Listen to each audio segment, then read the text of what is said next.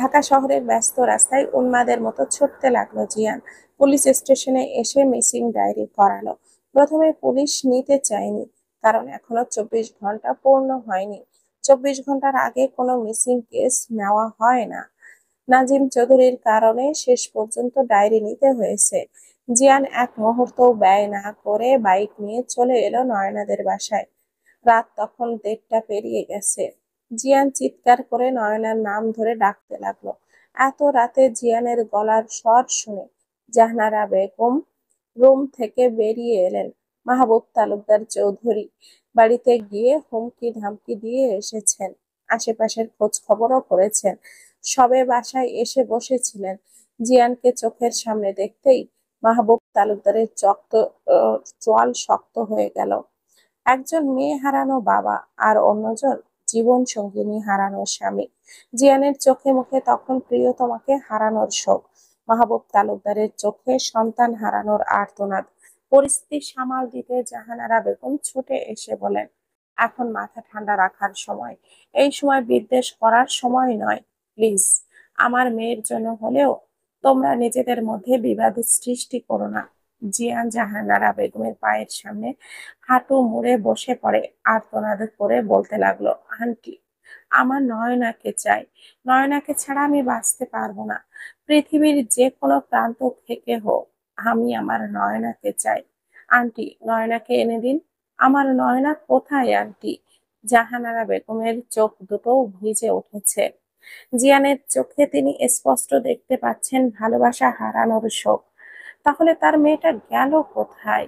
জাহানারা বেগম জিয়ানের মাথায় হাত রেখে বলেন, বাবা, তুমি ভেঙে পড়লে হবে না। এখন তো তোমাকে শক্ত হতে হবে, খুঁজে আনতে হবে তোমার বেঁচে থাকার প্রাণ ভোমরাকে। উঠে বসো, নিজেকে সামলে নাও। তুমিই পারবে আমার মেয়েকে খুঁজে আনতে। ফিরিয়ে আনো তোমার ভালোবাসাকে। মাহবুব তালুকদার জিয়ানের কলার ধরে বলেন, আমার মেয়ের সঙ্গে কি করেছিস? আমার মেয়ের কিছু হলে তোকে আমি ছাড়বো না, বলে দিলাম। পেছন থেকে নাজিম চৌধুরী বলে ওঠেন, আমার ছেলেটা আপনাকে, আপনার মেয়েকে পাগলের মতো খুঁজছে, আর আপনি ওকে দোষ দিচ্ছেন। জাহানারা বেগম বলেন, এখন এসব করার সময় নয়। আমার মেয়েকে খুঁজে আনো। জানি না মেয়েটা কোথায়, কি অবস্থায় আছে। জিয়ান আর এক মুহূর্ত সেখানে স্থির থাকলো না। এক ছুটে চলে এলো নয়নার রুমে। চিৎকার করে নয়নার নাম ধরে ডাকতে লাগলো। ফাঁকা রুমে বারবার প্রতিধ্বনিত হয় সেই শব্দ। ফিরে আসে জিয়ানের কর্ণকুহরে। এক ছুটে বেরিয়ে এলো তালুকদার ম্যানশন থেকে। দৌড়াতে লাগলো রাস্তায়।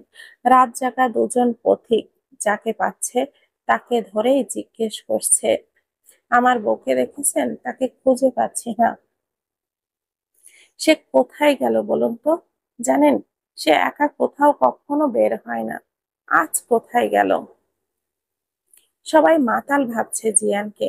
জিয়ান ছুটে চলেছে অবিরাম। সে কোথায় আছে তা যেন ভুলে গেছে। দূরপাল্লার বাসগুলো হুটহাট সা সা করে ছুটে যাচ্ছে। হঠাৎ একটা দূরপাল্লার গাড়ির সঙ্গে আঘাত পেয়ে ছিটকে পড়লো রাস্তার পাশে। জিয়ানের চোখে নেমে আসতে লাগলো নিকষ অন্ধকার। সেই অন্ধকারে তলিয়ে যেতে যেতে বার কয়েক অস্পষ্ট স্বরে আওড়ালো, ফিরে এসো তুমি, তোমাকে ছাড়া আমি বাঁচবো না। মিতা বেগম জাহিনের রুমে এসে দেখেন জাহিন ঘুমাচ্ছে।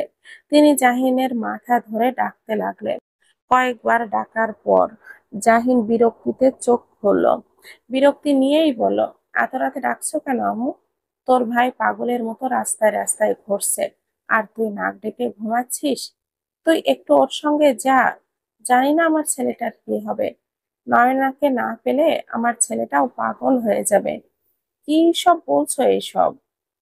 কোন মেয়ে? আর কেনই বা জিয়ান রাস্তায় ঘুরবে? নয়নাকে খুঁজে পাওয়া যাচ্ছে না।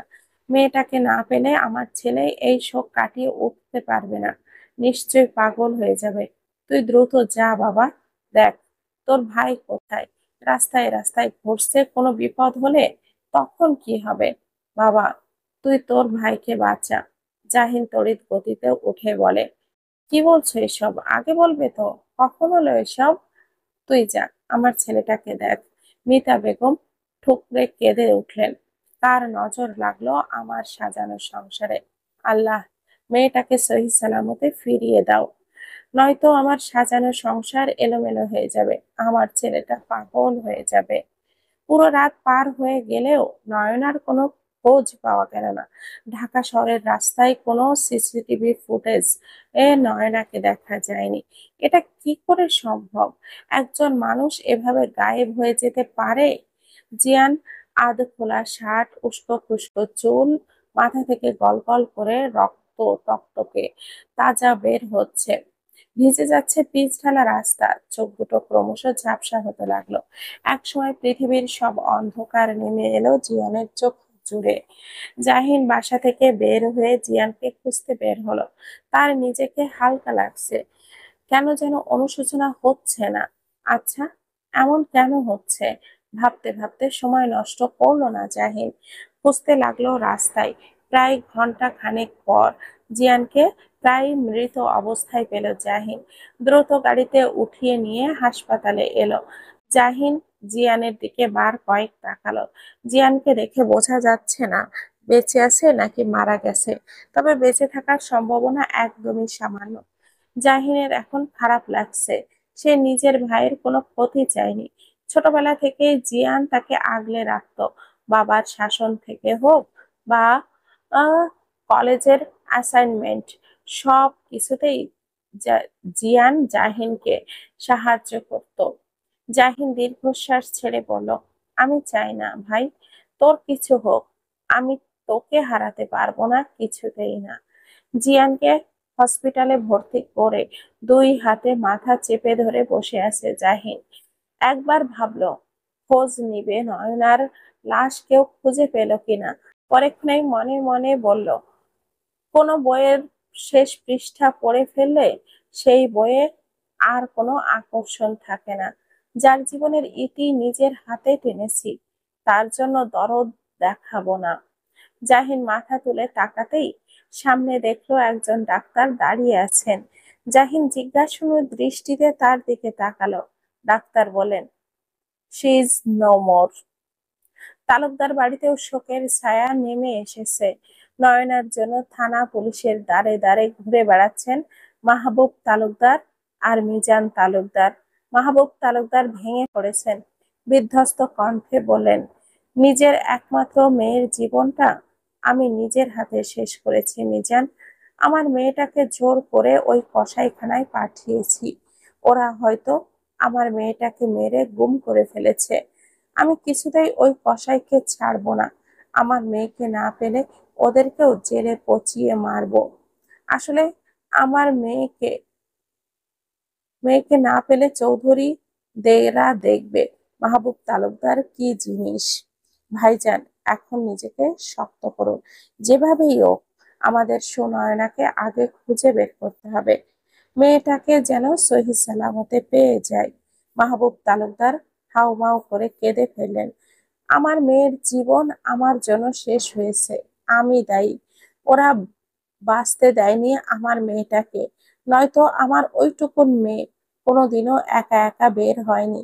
ওরা বললেই আমি বিশ্বাস করব ওরাই কিছু করেছে আমার মেয়ের সাথে।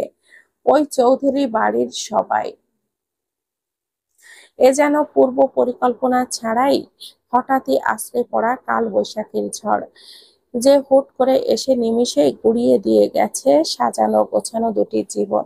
যে দুটি মানুষকে ঘিরে তৈরি হয়েছিল দুটি পরিবারের মেলবন্ধন, আজ তারা হয়ে উঠেছে চিরশত্রু। জাহিন মাথা নিচু করে বসে আছে।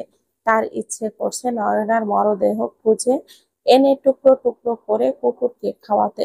মানুষ কি আর এখন মানুষ আছে? এই যে জাহিন এখনো শুয়ে আছে, এখানে দোষ দেবে কাকে?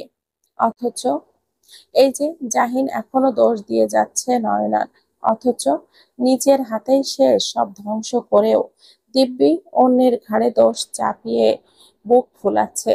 জাহিনের চোখ দুটো রক্তবর্ণ ধারণ করেছে, যেন সামনে থাকা সবকিছু ভস্ম করে দেবে। জাহিনের পাশেই দাঁড়িয়ে আছে নাজিম চৌধুরী। সবসময় দাপট দেখিয়ে চলা মানুষটা আজ কেমন যেন চুপসে গেছে। কেমন বিধ্বস্ত হয়ে দাঁড়িয়ে আছে হসপিটালের করিডোরে। নাহিদ অনিকেত এসে পৌঁছালো হসপিটালে। জাহিন সামনে দাঁড়িয়ে বলে, এইসব কি করে হলো? এই তো কয়েক ঘন্টার আগেও আমার সাথে ছিল রেজা, আমাকে ক্লিনিকে নিয়ে গেল। হুট করে কি হলো? জাহিন উঠে দাঁড়ালো, দৃষ্টি নিক্ষেপ করলো অনিকেতের দিকে। অনিকেতের পায়ে ব্যান্ডেজ করা, চেহারায় ক্ষত ছিন্ন। এই প্ল্যানটা ছিল জাহিনের। অনিকেতের অ্যাক্সিডেন্টটা তারই প্ল্যানেরই একটা অংশ। ঠান্ডা মাথায় গেম খেলেছে জাহিন। কিছু পূর্বের ঘটনা। জাহিন নয়নাকে পৃথিবী থেকে সরিয়ে দেওয়ার প্ল্যান আগেই করে রেখেছিল। সেই মতে মাস্টার প্ল্যানটা সাজিয়েছিল নিজেই। সর্বপ্রথম তার মাথায় আসলো, নয়না তো মুহূর্তেই বুঝে যায়, সব খুব সহজেই পার্থক্য করে ফেলতে পারে জাহিন আর জিয়ানের মধ্যে। যেন অদৃশ্য কোনো একটা ঘ্রাণ শক্তি আছে নয়নার। নয়তো প্রতিবার কি করে ধরা পড়ে যায় যে সে জিয়ান না জাহিন। হাতের আঙ্গুল দিয়ে মাথা স্লাইড করতে করতে এই মহা বিপদের একটা সলিউশন বের করে ফেললো। ওত পেতে ছিল কখন জিয়ান আর নয়না রুম থেকে বাইরে থাকবে, আর কখন সে ওদের রুম থেকে জিয়ানের ব্যবহৃত শার্ট আর গায়ের পারফিউম চুরি করবে। এদিকে সুযোগ বুঝে কাজটা সে সেরে ফেলে। ড্রেসিং টেবিলের আয়নায় সামনে দাঁড়িয়ে জিয়ানের পছন্দ মতো পারফিউমটা নিয়ে শরীরে লাগিয়ে বলে, বারে বারে বারে ঘুঘু তুমি খেয়ে যাও ধান, এবার গপু তোমার বধিব প্রাণ। জাহিন কখনো হারাতে শেখেনি। ডিটেকটিভ জাহিন চৌধুরী উন্নত মানের ট্রেনিং প্রাপ্ত গোয়েন্দা বিভাগের অফিসার। এমনি এমনি তো আর হয়নি। জাহিন বাঁকা হেসে বাসা থেকে বের হলো। মার্কেট থেকে একটি নীল রঙের শাড়ি, চুড়ি আর ছোট্ট একটি চিরকুট লিখে পাঠিয়ে দিল তাদের বাসার সার্ভেন্টের হাতে। জাহিনের প্ল্যানের প্রথম ধাপ ক্লিয়ার। নয়না যখন মিতা বেগমের রুমে গেল, সেই সুযোগে আস্তে করে নয়নার ফোনটা সরিয়ে রেখে দিল ড্রয়ে। তারপর বাসা থেকে বের হয়ে গেল আর তার সহকর্মী মাহফুজ আনামকে দায়িত্ব দিল নয়নাকে সাজেক পৌঁছে দেওয়ার জন্য। নিজে প্ল্যান করে চলে নিজে প্লেনে করে চলে গেল আগেই। সেখানে গিয়ে কটেজের খোলা বারান্দার বাঁশের তৈরি রেলিং ভেঙে সেখানে ওয়ান টাইম রেলিং সেটিং করলো। এই কাজ এই কটেজটা একদমই পাহাড়ের চূড়ায়। এখান থেকে কেউ পড়লে তার আর বাঁচা সম্ভব নয়। জাহিন নড়বড়ে রেলিং এ হাত রেখে বলে, কাউকে হত্যা করতে হলে এমন ভাবে করা উচিত যেন তার প্রাণ ভোমরা আর কখনো ফিরে আসতে না পারে, পৃথিবীতে শেষ নিঃশ্বাস নিতেও না পারে। বলেই আকাশের দিকে তাকিয়ে হাসলো। কি সুন্দর ঝলমলে আকাশ, পরিষ্কার। মনে হচ্ছে আকাশ যেন পাহাড়ের কোলে শুয়ে আছে। জাহিন খানিকক্ষণ তাকিয়ে বলে, হারানো জিনিসের প্রতি মায়া ত্যাগ করতে হয়। মায়া বড্ড খারাপ জিনিস। মায়া মানুষকে ধ্বংস করে দেয়। নারীর মায়ায় পুরুষ যেমন প্রেমিক হয়ে ওঠে, তেমনি নারীর ছলনায় পুরুষ হয়ে ওঠে অমানুষ। জাহিন খানিকক্ষণ তাকিয়ে থেকে বলে, হারানো জিনিসের প্রতি মায়া ত্যাগ করতে হয়। মায়া বড্ড খারাপ জিনিস। মায়া মানুষকে ধ্বংস করে দেয়। নারীর মায়ায় পুরুষ যেমন প্রেমিক হয়ে ওঠে, তেমনি ভাবে নারীর ছলনায় পুরুষ হয়ে ওঠে অমানুষ। নয়না যখন সাজেক পৌঁছালো, তখন রাতের অন্ধকার গ্রাস করেছে দিনের সব আলো। জাহিন নয়নাকে দেখে মুগ্ধ নয়নে কয়েক সেকেন্ড নয়নার দিকে তাকালো। দ্রুত দৃষ্টি সরিয়ে নিয়ে নিজের পরিকল্পনা বাস্তবায়নে মনোযোগ দিল। নয়নাকে বেশি সময় দেওয়া যাবে না। তার মস্তিষ্ক কিছু বুঝে ওঠার আগেই সবটা শেষ করতে হবে। নয়না পানি খেতে চেয়েছিল, অথচ জাহিন নয়নাকে সেই সময়টুকুও দেয়নি। নয়না কিছু বুঝে ওঠার আগেই সুন্দর পৃথিবী ছেড়ে তাকে চলে যেতে হলো। বর্তমান। অনিকেত বার কয়েক ডাকলো জাহিনের নাম ধরে। জাহিন বলে, হ্যাঁ, কি ভাবছো? না, কিছু না, আমি একটু আসছি বলেই দ্রুত প্রস্থান করলো। জাহিন দ্রুত ওয়াশরুমে চলে আসলো, চোখে মুখে পানি দিতে লাগলো। জাহিনের গলা শুকিয়ে আসছে। আয়নায় তাকাতেই নয়নার বিধ্বস্ত চেহারা ভেসে উঠল, কানে বেঁচে উঠল ও নয়নার কথা। আমার তৃষ্ণা পেয়েছে, আমি পানি খাবো। জাহিন জোরে জোরে শ্বাস নিল, চোখে মুখে বার কয়েক পানির ঝাপটা দিয়ে আয়নার দিকে তাকিয়ে বলে, জাহিন চৌধুরী দুর্বল নয়। জাহিন চৌধুরী দুর্বল হতে পারে না। কত মানুষের খুন হয়েছে এই জাহিনের হাতে। জাহিন, জাস্ট রিল্যাক্স, ভুলে যা সব। জাহিন ওয়াশরুম থেকে বের হয়ে আবারও জিয়ানের রুমের সামনে এসে দাঁড়ালো।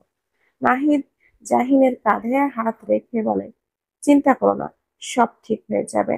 তোমাকে স্ট্রং হতে হবে এখন। তোমার পরিবারকে তোমাকে সামলাতে হবে। Be strong young man.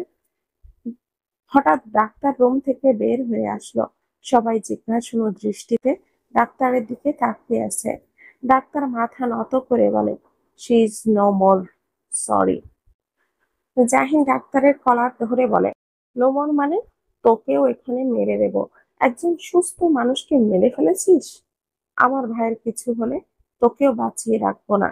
Nahid এসে জাহিনের হাত থেকে ডাক্তারের কলারটা ছাড়িয়ে নিয়ে বলে, সরি ডাক্তার, আমি ভীষণ লজ্জিত। বুঝতেই তো পারছেন ওর অবস্থা। ডাক্তার নাহিদের দিকে তাকিয়ে বলে, আপনি পেশেন্টের কি হন? আমি ওর ফ্রেন্ড। হোয়াট? এত বয়স্ক একজন নারী আপনার ফ্রেন্ড? মানে? নারী আসলো কোথা থেকে? পাশে বসা একজন বৃদ্ধ দ্রুত উঠে এসে বলে, স্যার, আমার ওয়াইফের কথা বলছেন? ডাক্তার লোকটার দিকে তাকিয়ে বলে, আপনার সাথে আর কেউ আসেনি? জি না স্যার, আপনার ওয়াইফ আর বেঁচে নেই। সব ফর্মালিটিস পূরণ করে ওনাকে বাসায় নিয়ে যাওয়ার ব্যবস্থা করুন। লোকটার চোখের কোণের পানি মুছে নিয়ে দ্রুত পাশের রিসিপশনে গেল। জাহিন জোরে জোরে শ্বাস নিয়ে বলে, আমার ভাইয়ের কি অবস্থা? প্রচুর রক্তক্ষরণ হয়েছে। ব্লাড ব্যাংক থেকে এবি নেগেটিভ রক্ত সংগ্রহ করুন। মাথায় রক্ত জমাট বেঁধে আছে। দ্রুত অপারেশন করতে হবে, প্লিজ। একটু দ্রুত করবেন। আর হ্যাঁ, হসপিটালে এসে এইরকম উগ্র আচরণ করা মোটেও ঠিক না। এখানে যে কোনো সময় যে কোনো কিছু ঘটতে পারে। কোনো ডাক্তার পেশেন্টকে মেরে ফেলতে চায় না। ডাক্তার সর্বোচ্চ চেষ্টা করে রোগীকে সুস্থ করে তোলার। মাহবুব তালুকদার পাগলের মতো ছোটাছুটি করছে। তার একমাত্র মেয়েকে হারিয়ে পাগল প্রায় জাহানারা বেগমও। মাহবুব তালুকদারের সাহস হচ্ছে না জাহানারা বেগমের সামনে দাঁড়ানো। তবুও ধীর পায়ে জাহানারা বেগমের পেছনে এসে দাঁড়ালো। জাহানারা বেগমও জায়নামাজে বসেছিলেন, চোখের জলে ভিজে গেছে বুক। জাহানারা বেগম মাহবুব তালুকদারের উপস্থিতি টের পেয়ে বলেন, পাপ তার বাপকেও ছাড়ে না। আজ তার প্রমাণ পেলে। তোমার ভুলের জন্য আমার মেয়েকে হারাতে হলো। মাহবুব তালুকদার হাঁটু মুড়ে বসে পড়ল। জাহানারা বেগম মাহবুব তালুকদারের শার্টের কলারটা ধরে বলে, তোমার পাপে সব ধ্বংস হয়েছে। সেই দিন ছেড়ে দিতে হয়েছিল আমার ছেলেকে। আজ আমার মেয়েটাকেও হারালাম। ওইটুকু দুধের শিশুকেও তোমার জন্য ফেলে দিতে হয়েছে। তুমি পাপী। তোমার মতো মানুষের সাথে আমি আর থাকবো না। মাহবুব তালুকদার জাহানারা বেগমকে জড়িয়ে ধরে বলে, আমি কি করতাম বলো? তখন আর কোনো উপায় ছিল না। সমাজ কোনোদিন স্বীকৃতি দিত না ওই সন্তানকে।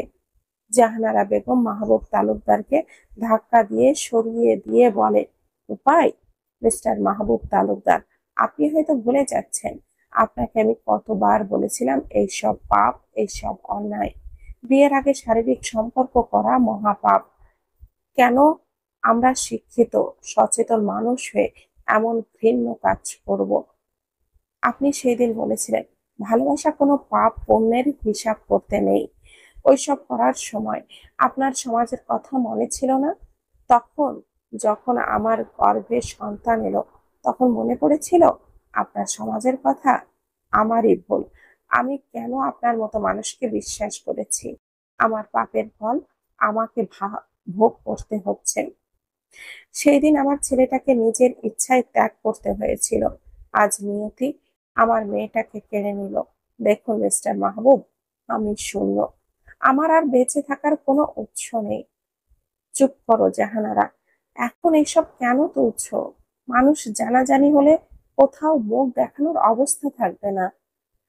একটা বীভৎস রাত শেষ করে নতুন দিনের শুরু হলো। রাতের অন্ধকার যতই গভীর হোক, দিনের আলো তা গ্রাস করবেই। মাহবুব তালুকদারের চোখ লেগে গিয়েছিল। চোখ খুলতেই দেখতে পেলেন জাহানারা বেগম রুমে নেই। তার বুকটা ধক করে উঠল। সারা বাড়ি খুঁজে শেষে দ্রুত কিচেনে চলে এলেন। এসে দেখেন জাহানারা বেগম রান্না করছেন। এত সকালে তুমি রান্নাঘরে কি করছো জাহানারা? নয়নার পছন্দের পায়েস আর গরুর গোশতের খিচুড়ি, ইলিশ ভাপা, রূপচাঁদা মাছ এগুলো তৈরি করছি কড়া ভাজা ভাজা করে। ভাবছি একটু আলু ভর্তা আর বেগুনও ভাজবো। মেয়েটা সব নিজের পছন্দের খাবার একসঙ্গে দেখলে চমকে যাবে, তাই না? এই, তুমি কি খাবে? চা করে দেবো নাকি কফি? মাহবুব তালুকদার চুপ করে দাঁড়িয়ে আছেন। এত শোক হয়তো জাহানারা বেগমের মস্তিষ্ক নিতে পারেনি, তাই এমন উদ্ভট আচরণ করছেন। মিজান তালুকদার এসে বলেন, ভাইজান, আপনি কি এভাবে বসে থাকবেন? ওই চৌরু ওই চৌধুরীদের এভাবে ছেড়ে দেবেন? মাহবুব তালুকদার হাতের ইশারায় চুপ করতে বললেন মিজান তালুকদারকে। জাহানারা বেগম বলেন, ভাই, এত সকালে আপনি চা খাবেন নাকি কফি? মিজান তালুকদার বেশ অবাক হয়ে গেলেন। এত কিছুর পরেও জাহানারা বেগম এমন আচরণ! কি হলো ভাইজান, বলুন। চা? আচ্ছা, আপনি বসুন, আমি এক্ষুনি নিয়ে আসছি। মাহবুব তালুকদার ও মিজান তালুকদার মুখোমুখি বসে আছেন। দুজনেই নীরব। মিজান তালুকদার বলেন, এসব কি হচ্ছে ভাইজান? ভাবি এমন বিহেভ করছে কেন? জানি না মিজান, আমার মনে হচ্ছে জাহানারার ব্রেনে কোনো সমস্যা হয়েছে। রাতেই কত কান্নাকাটি করলো, হঠাৎ সকাল থেকে এমন উদ্ভট আচরণ করছে। আমার মাথাও ঠিক নেই। তুই কেস ফাইল কর, ওই ছেলেকে 14 শিকের ভাত খাওয়ানোর ব্যবস্থা কর। আমার মেয়ের জীবন নিয়ে ছিনিমিনি খেলা, বুঝিয়ে দেব তালুকদাররা এখনো মরে যায়নি। জাহানারা বেগম দৌড়ে এসে বলেন, মিজান, তুমি কি আমার ছেলেটাকে দেখেছো? অনেক সুন্দর দেখতে সে, একদম রাজপুত্রের মতো। তার নাম নাকি মাহমুদ, নাফি মাহমুদ। ওকে একটু খুঁজে নিয়ে এসো মিজান, কতদিন নাফিকে দেখিনি। মিজান তালুকদার হতভম্ব হয়ে গেলেন। নাফি নামটা আজ প্রথম শুনলেন। তাকিয়ে রইলেন তার ভাইয়ের দিকে। মাহবুব তালুকদার বলেন, তুই যা, যে কাজটা বললাম তাই কর। আমি দেখি জাহানারাকে নিয়ে একটা সাইকিয়াট্রিস্টের কাছে যাব। মিজান তালুকদার উঠে যাচ্ছিলেন। জাহানারা বেগম পিছু ডেকে বলেন, নাফিকে নিয়ে ফিরবে কিন্তু। আমার নাফি কিন্তু একদমই রাজপুত্র। মিজান তালুকদার চুপচাপ বেরিয়ে গেলেন। কি থেকে কি হয়ে গেল! হাসি খুশি পরিবারটা মুহূর্তেই অন্ধকারে ঢেকে গেল। এদিকে সব মিডিয়া জুড়ে হট টপিক, চৌধুরী বাড়ির বড় বউ মিসিং। ধারণা করা হচ্ছে নানান রকম মানসিক যন্ত্রণা দিয়ে তাকে মেরে গুম করে ফেলা হয়েছে। আসলেই কি চৌধুরী পরিবার এতটা নির্মম ভাবে তাদের পুত্রবধূকে পৃথিবীর থেকে বিদায় করে দিয়েছে? জানতে হলে দেখুন আমার সংবাদ, সাথেই থাকুন। জাহিন জিয়ানের জন্য ব্লাড দিয়েছে। জিয়ানের অবস্থা এখনো বিপজ্জনক। ডাক্তার বলেছেন আগামী 72 ঘন্টার আগে কিছুই বলা যাচ্ছে না। অনেকের ডাক্তারদের সঙ্গে সঙ্গে সব সাথে কাজে সহযোগিতা করছে। নিজেকে অপরাধী মনে হচ্ছে অনেকেতে। সেই দিন যদি তার অ্যাক্সিডেন্টটা না হতো, তাহলে হয়তো এই পরিস্থিতিটা তৈরি হতো না। সুনয়না মেয়েটা খুবই ভদ্র, ওর দ্বারা এভাবে পালিয়ে যাওয়া সম্ভব না। জানি না মেয়েটার সঙ্গে কি হয়েছে। আল্লাহ তাআলা মেয়েটার হেফাজত করুন। নাহিদ বলে, কিরে, এদিকের কি অবস্থা? জিয়ান কি ঠিক আছে তো? সম্ভাবনা খুবই ক্ষীণ, তবুও আল্লাহ তাআলা চাইলে সব সম্ভব। আমি বুঝতে পারছি না সুনয়নার মতো মেয়ে এমন কিছু করতে পারে। এসব ভাবতে ইচ্ছে করছে না। কিছু হতেও কিন্তু তো হতেও পারে। অন্য কারোর সঙ্গে রিলেশন ছিল, টু টাইমিং করছিল, আই মিন পরকিয়া করছিল হয়তো। অনিকেত শান্ত স্বরে বলল, নাহিদ, সবটা না জেনে কাউকে জাজ করতে নেই। আর তুই হয়তো জানিস না, রেজার চেয়ে নয়না বেশি ভালোবাসতো। মেয়েটার কোনো বিপদ হয়েছে নিশ্চিত আমি। পরকীয়া বা এইসব করার মতো মেয়েই না ও। এখন এসব কথা বাদ দিয়ে কিভাবে সব ঠিক হবে সেটা দেখতে হবে। অপারেশন শেষ, এখনো লাইফ সাপোর্ট আছে জিয়ান। 72 ঘন্টার মধ্যে জ্ঞান না ফিরলে আর বাঁচানো সম্ভব হবে না। আঙ্কেলকে বল সিঙ্গাপুরে নিয়ে যেতে, সেটার জন্যও 72 ঘন্টা ওয়েট করতে হবে। টুসি টিভিতে নিউজ দেখছে। টুসির মনের মধ্যে থামছে ধরলো অজানা এক ভয়।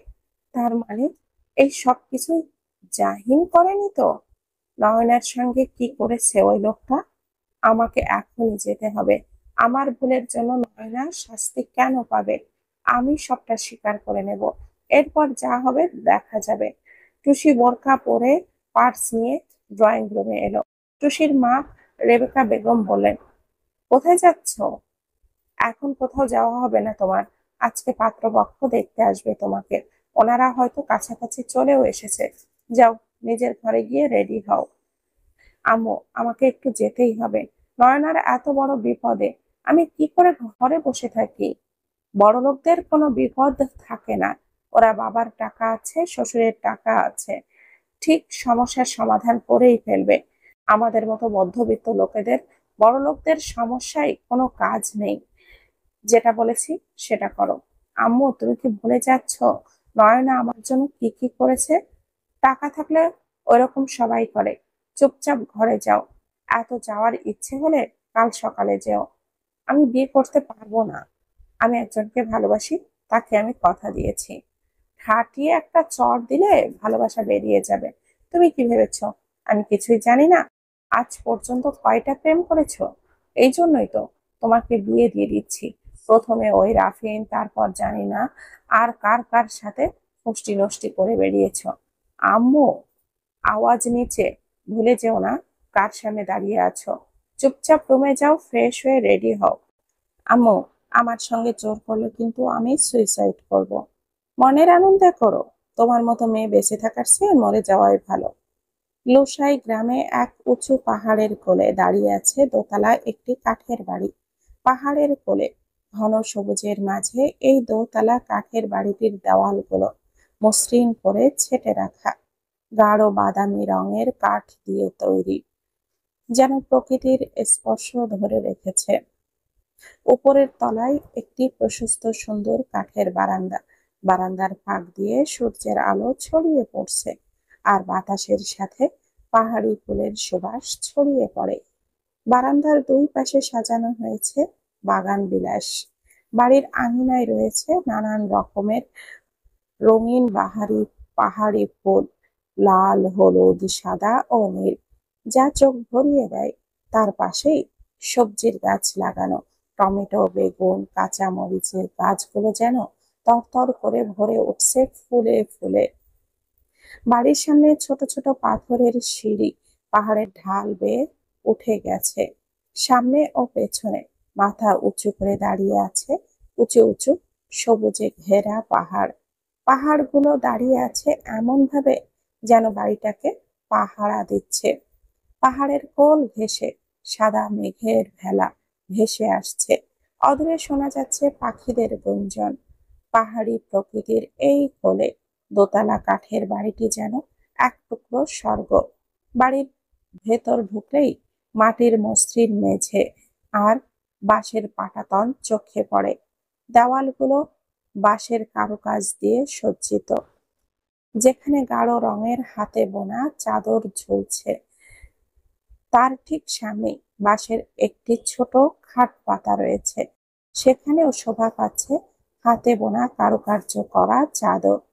খাটের এক কোণে কাঠের টেবিলে রাখা রয়েছে কিছু ছোট কাচের বোতল, যার মধ্যে রয়েছে পাহাড়ি ফুলের গুঁড়ো ও ঔষধি গাছের শুকনো পাতা।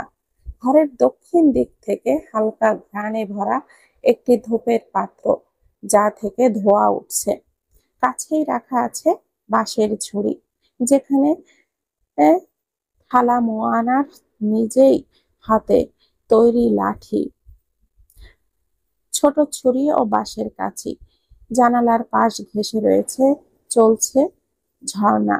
জানালা দিয়ে তাকালেই দেখা মেলে মনোমুগ্ধকর এক মনোরম দৃশ্যের। অথচ এই সুন্দর বাড়িটিতে থলা মোয়ানা এক নিঃস্ব প্রতীক। জীবনে মৃত্যু ছাড়া আর কিছুই অপেক্ষা নেই থালা মোয়ানার। আচ্ছা, মানুষ কি কেবলই বেঁচে থাকে মৃত্যুর অপেক্ষায়? জিয়া নয়নার কানের কাছে চুল গুজে দিয়ে বলল, তোমাকে প্রথমবার দেখেই মনে হয়েছে এই মেয়ে শুধু আমার বউ হবে।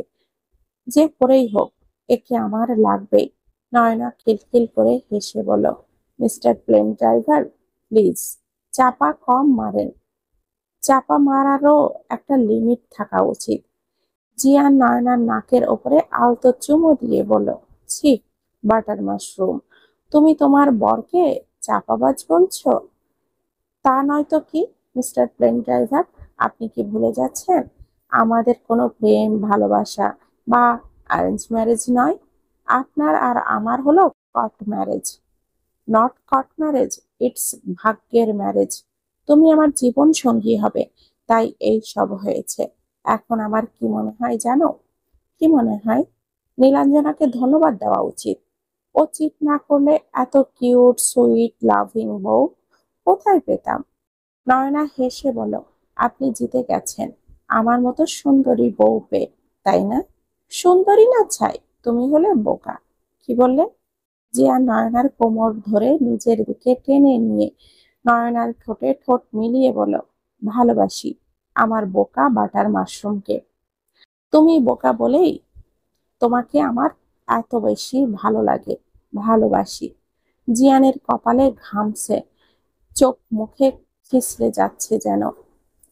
অনিকেত হেসে বলল, ডাক্তার, পেশেন্ট রেসপন্স করছে, অপারেশন সাকসেসফুল। অনিকেতের চোখ দুটো চিকচিক করছে, হাসি কান্নার এক মিশ্র প্রতিক্রিয়া। জিয়ান চিৎকার করে উঠল, আমি তোমাকে ভালোবাসি শোনায় না, আমাকে ছেড়ে যেও না শোনায় না। অনিকেত জিয়ানের হাতটা ধরে বলল, রিল্যাক্স, তোর সুনয়নার কিচ্ছু হবে না। যেভাবেই হোক তাকে তোর কাছে ফিরিয়ে আনবো। আর কোনো কথা জিয়ানের কর্ণকুহরে পৌঁছালো না। তার আগেই সে আবারও সেন্সলেস হয়ে পড়ল। ডাক্তার বলেছেন, মিস্টার অনিকেত, চিন্তার কোনো কারণ নেই, খুব দ্রুতই পেশেন্ট রিকভার করবে।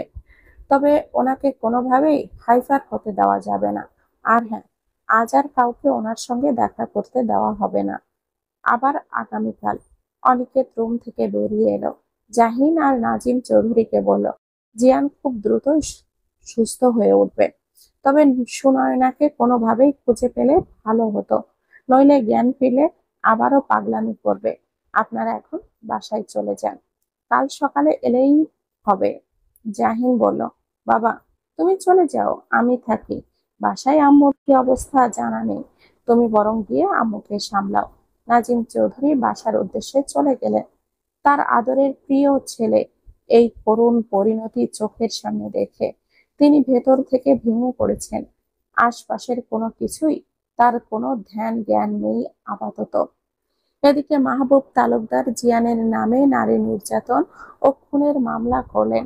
জিয়ানের বিরুদ্ধে 3টি মামলা করা হয়েছে, লাশ গুম, নির্যাতন ও খুন। জাহানারা বেগম সারাদিন উন্মাদের মতো আচরণ করে চলেছে।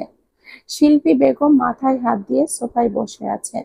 জাহানারা বেগম এসে বলেন, শিল্পী, তুই কি নাফিকে দেখেছিস?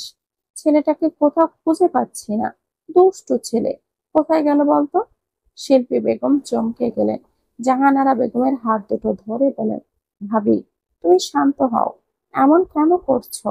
এখন তোমার ঠিক থাকতে হবে, আমাদের মেয়েটাকে খুঁজে বের করতে হবে যেভাবেই হোক। একটা জলজ্যান্ত মানুষ এভাবে হারিয়ে যেতে পারে না।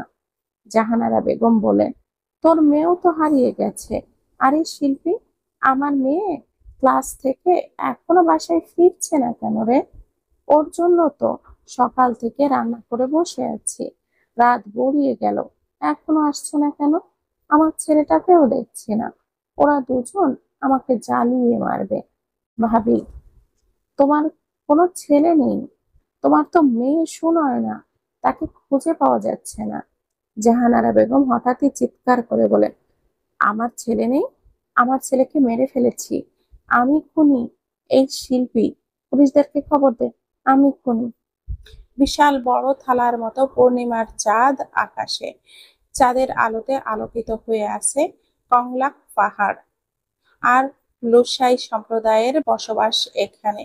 কংলাক পাড়ার শেষ সীমান্তে পাহাড়ের টিলায় অবস্থিত থলামুয়ানার কাঠের দোতলা বাড়ির জানালা দিয়ে ঠিকরে পড়ছে জ্যোৎস্নার আলো।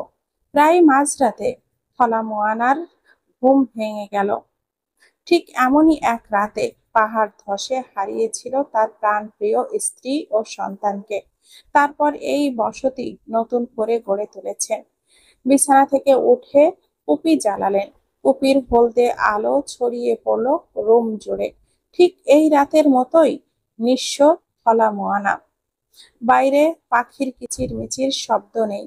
মাঝে মাঝে দৌড় থেকে ভেসে আসছে পাহাড়ি জন্তুর আওয়াজ। থলা মোয়ানার ধীরে ধীরে উঠে বারান্দার চেয়ারে বসলেন। শূন্যে দৃষ্টি রেখে চোখের কোণে জমে ওঠা জল মুছে নিলেন। এত বছরেও যেন তার প্রিয়জন হারানোর ক্ষত একদম দগদগে।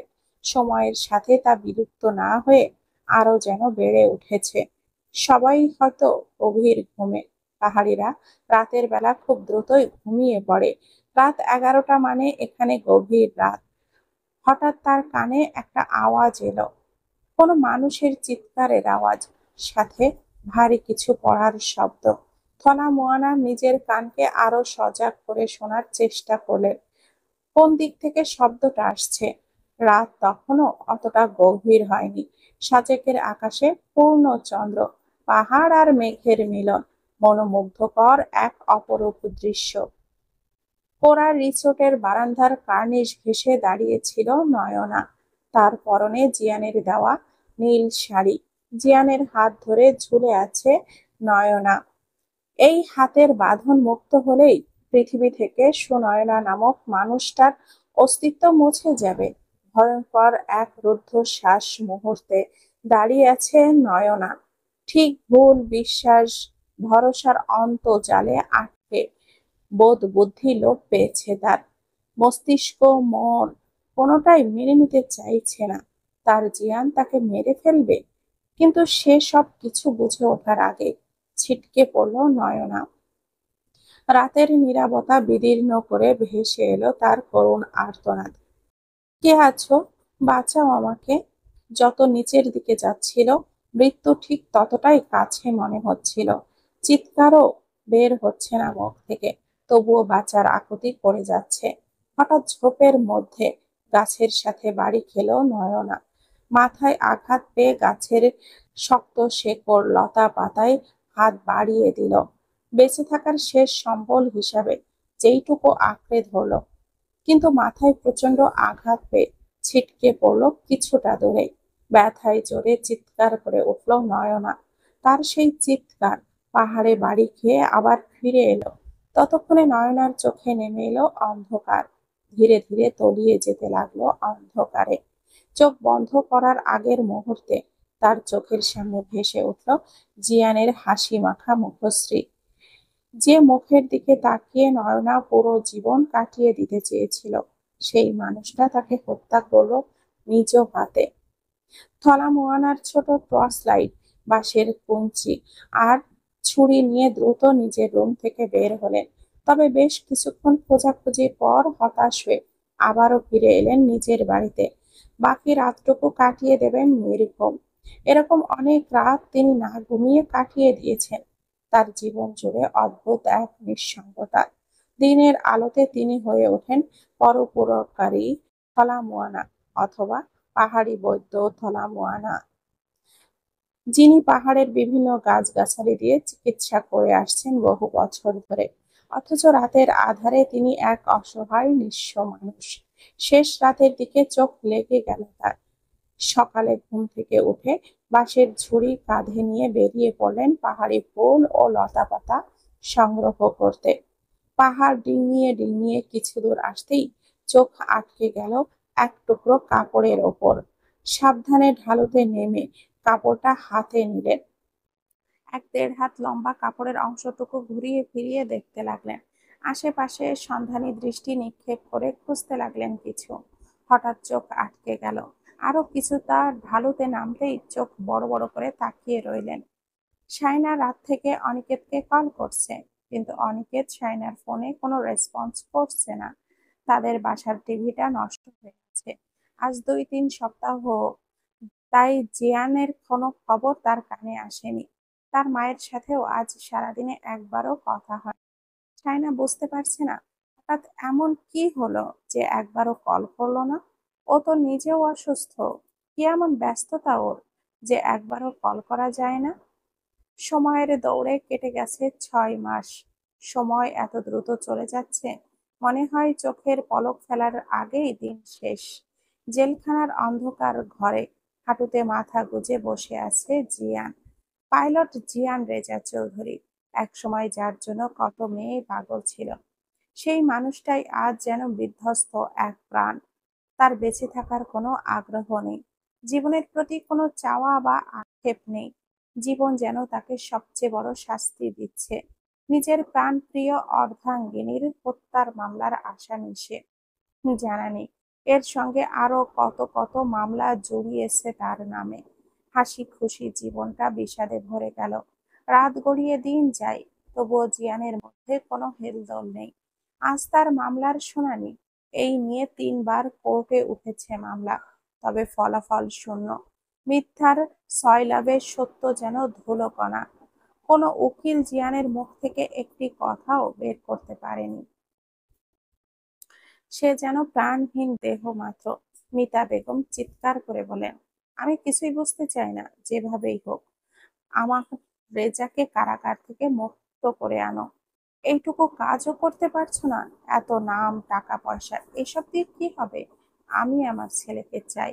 নাজিম চৌধুরী শান্ত স্বরে বলেন, ধৈর্য ধরো, এটা সহজ নয়। তালুকদাররা এমন ভাবে মিথ্যা প্রমাণ সাজিয়েছে যে আমরা বারবার পরাজিত হচ্ছি। মামলা যদি একটু শিথিল হয়, তখন হয়তো কিছু করা যাবে। তার ওপর আছে মিডিয়া, এরা কি টাকা দিয়ে সাংবাদিকতা শিখেছে? এক একটাকে মনে হয় জোকার, যা ইচ্ছে চাপিয়ে দিচ্ছে। ন্যূনতম কমন সেন্সও তাদের আছে বলে মনে হয় না।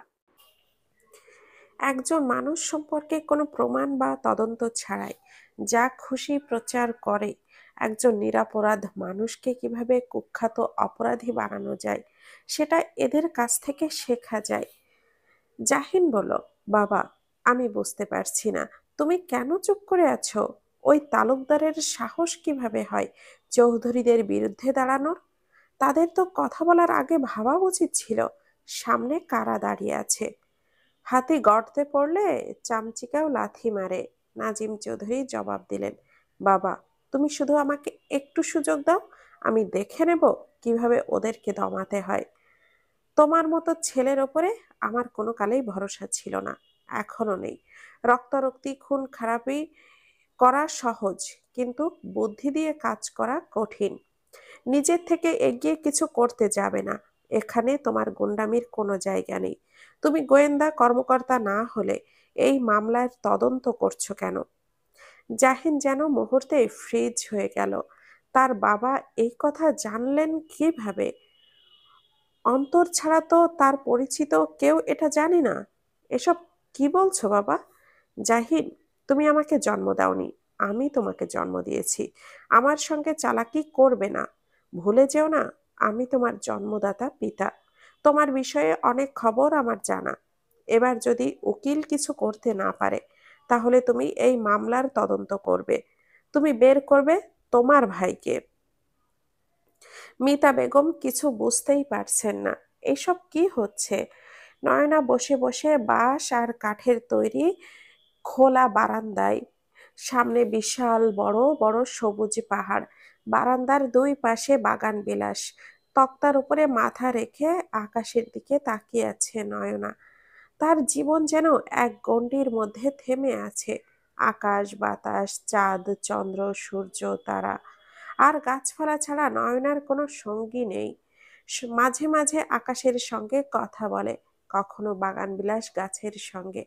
উত্তর পাবে না জেনেও কত শত প্রশ্ন করে। থালামোয়ানা ডাক্তার ঈশানকে নিয়ে ঘরে প্রবেশ করে নাম ধরে ডাকলেন, অলিভিয়া। নয়নার নাম জানতে না পেরে থালামোয়ানা নিজের মেয়ের নামেই ডাকেন তাকে। নয়না উঠে দাঁড়ালো। গায়ে বোনায় একটি সবুজ শাড়ি জড়ানো, আর মুখে কোনো প্রসাধনীর ছিটেফোঁটাও নেই। স্নিগ্ধ মায়াবী মুখশ্রীতে রাজ্যের মলিনতা। মিস অলিভিয়া, আপনার অবস্থা এখন কেমন? ঈশান জিজ্ঞেস করলেন। নয়না নিম্ন স্বরে উত্তর দিল, আগের চেয়ে ভালো। ঘরে চলুন, আপনার সঙ্গে বসে কথা বলি। থালামোয়ানা ওর সঙ্গে এলেন। তিনজন চেয়ারে বসলেন। ঈশান বললেন, মিস অলিভিয়া, আপনার নাম কি? আপনার পরিচয় কি? কে আপনাকে এভাবে ফেলে রেখেছিল? আপনার অতীত নিয়ে কিছু বলুন। নয়না চুপ করে রইল। কিছু বলতে তার ইচ্ছে করছে না। মনে মনে ভাবলো, তার নাম কি তবে সুনয়না? এই নাম কি এখনো জীবিত আছে? সবাই নিশ্চয় ধরে নিয়েছে সে মৃত। তাহলে এই নাম বলার কি আছে? যে নামে তার অস্তিত্ব বিলীন হয়ে গেছে, সেই নামের তো আর কোনো মূল্য নেই। কি ভাবছেন? ঈশান বললেন, দেখুন, 4 মাস আপনি অচেতন ছিলেন। আপনি হয়তো জানেন না, চাচা আপনাকে পাহাড়ের এক ঝোপঝাড় থেকে রক্তাক্ত অবস্থায় উদ্ধার করেছেন। আপনার শরীরের বিভিন্ন ক্ষত ছিল। প্রচন্ড পরিমাণে মাথায় আঘাত পেয়েছিলেন। আপনি অচেতন ছিলেন। চাচা আপনার চিকিৎসা করিয়েছেন, নিজেও যতটুকু সম্ভব সেবা যত্ন করেছেন। এই মানুষটা খুব ধনী নন। পাহাড়িরা ওনাকে থালভা ডাকে, মানে দয়াশীল। কিন্তু তিনি এত টাকাওয়ালা নন যে দিনের পর দিন আপনার চিকিৎসার খরচ বহন করবেন। চাচা গাছগাছলা দিয়ে প্রাথমিক চিকিৎসাটা দিয়েছেন। এরপর আমাকে খবর দিয়ে ডেকে পাঠান। আমার বাসা নারায়ণগঞ্জের ফতুল্লায়। আমি এখানে পাহাড়িদের ডাক্তার। মাঝে মাঝে চাচার বাসায় এসে থাকি। এখান থেকে প্রকৃতি উপভোগ করা যায়।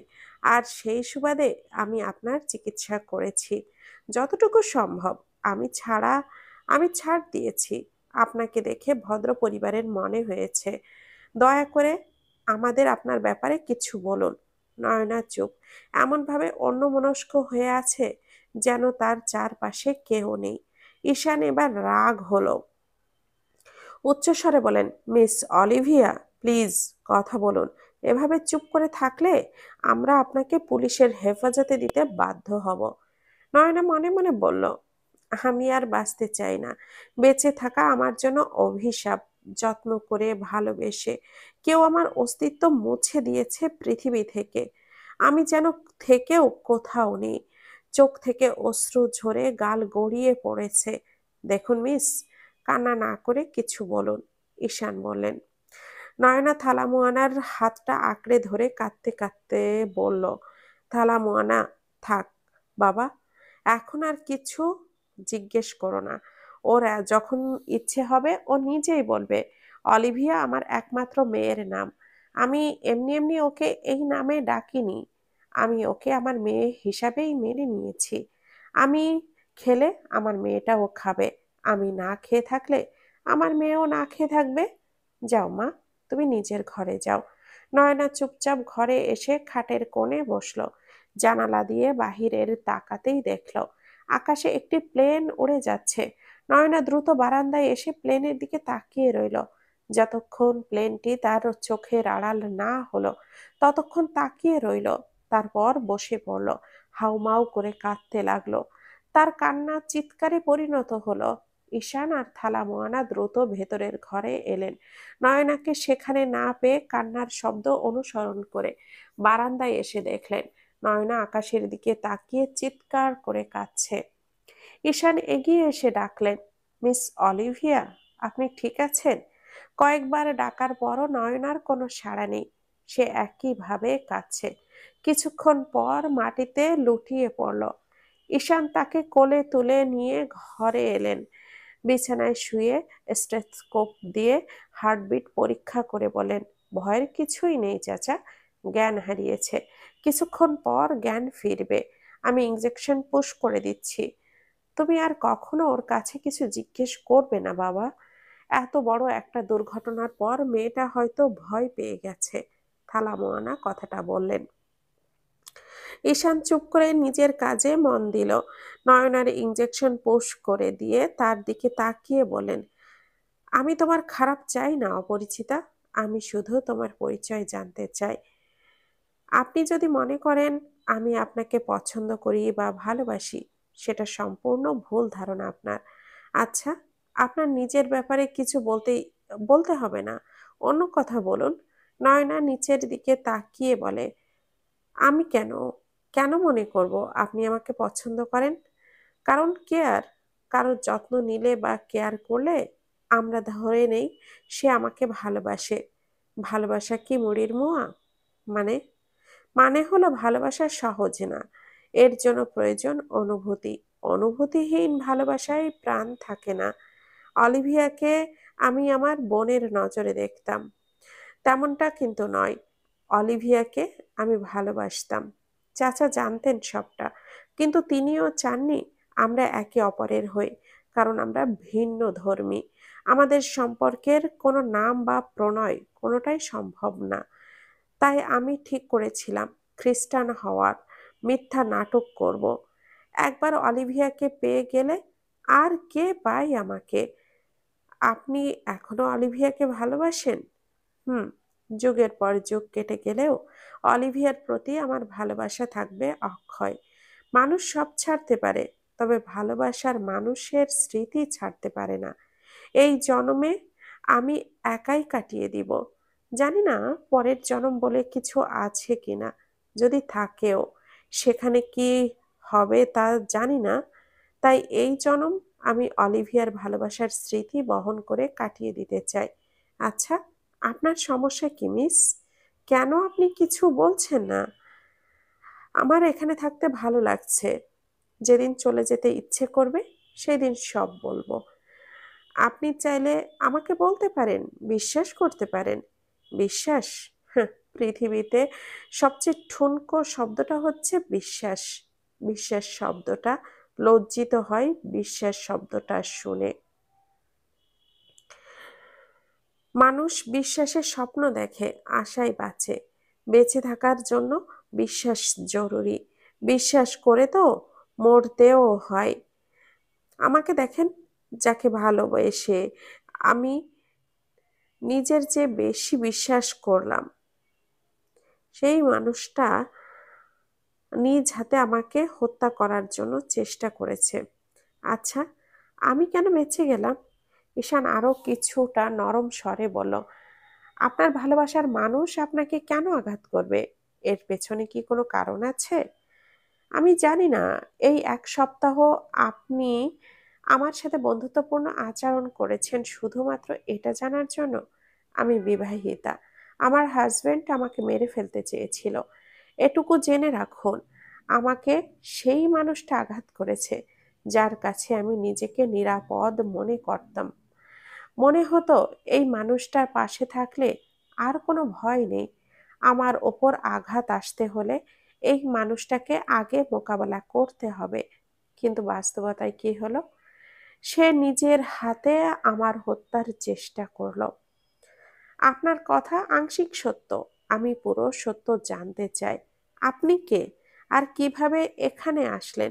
হাজবেন্ড আপনার হাজবেন্ড কেন আপনাকে হত্যা করতে চাইছে? আর যখন বিয়ে হয় তখন আমি এক ষোড়শী কিশোরী। হুট করে বিয়ে নামক ঝড়টা আমার উপরে আছড়ে পড়ে। আমার বোনের ভুলের মাসুল আমাকে দিতে হয়।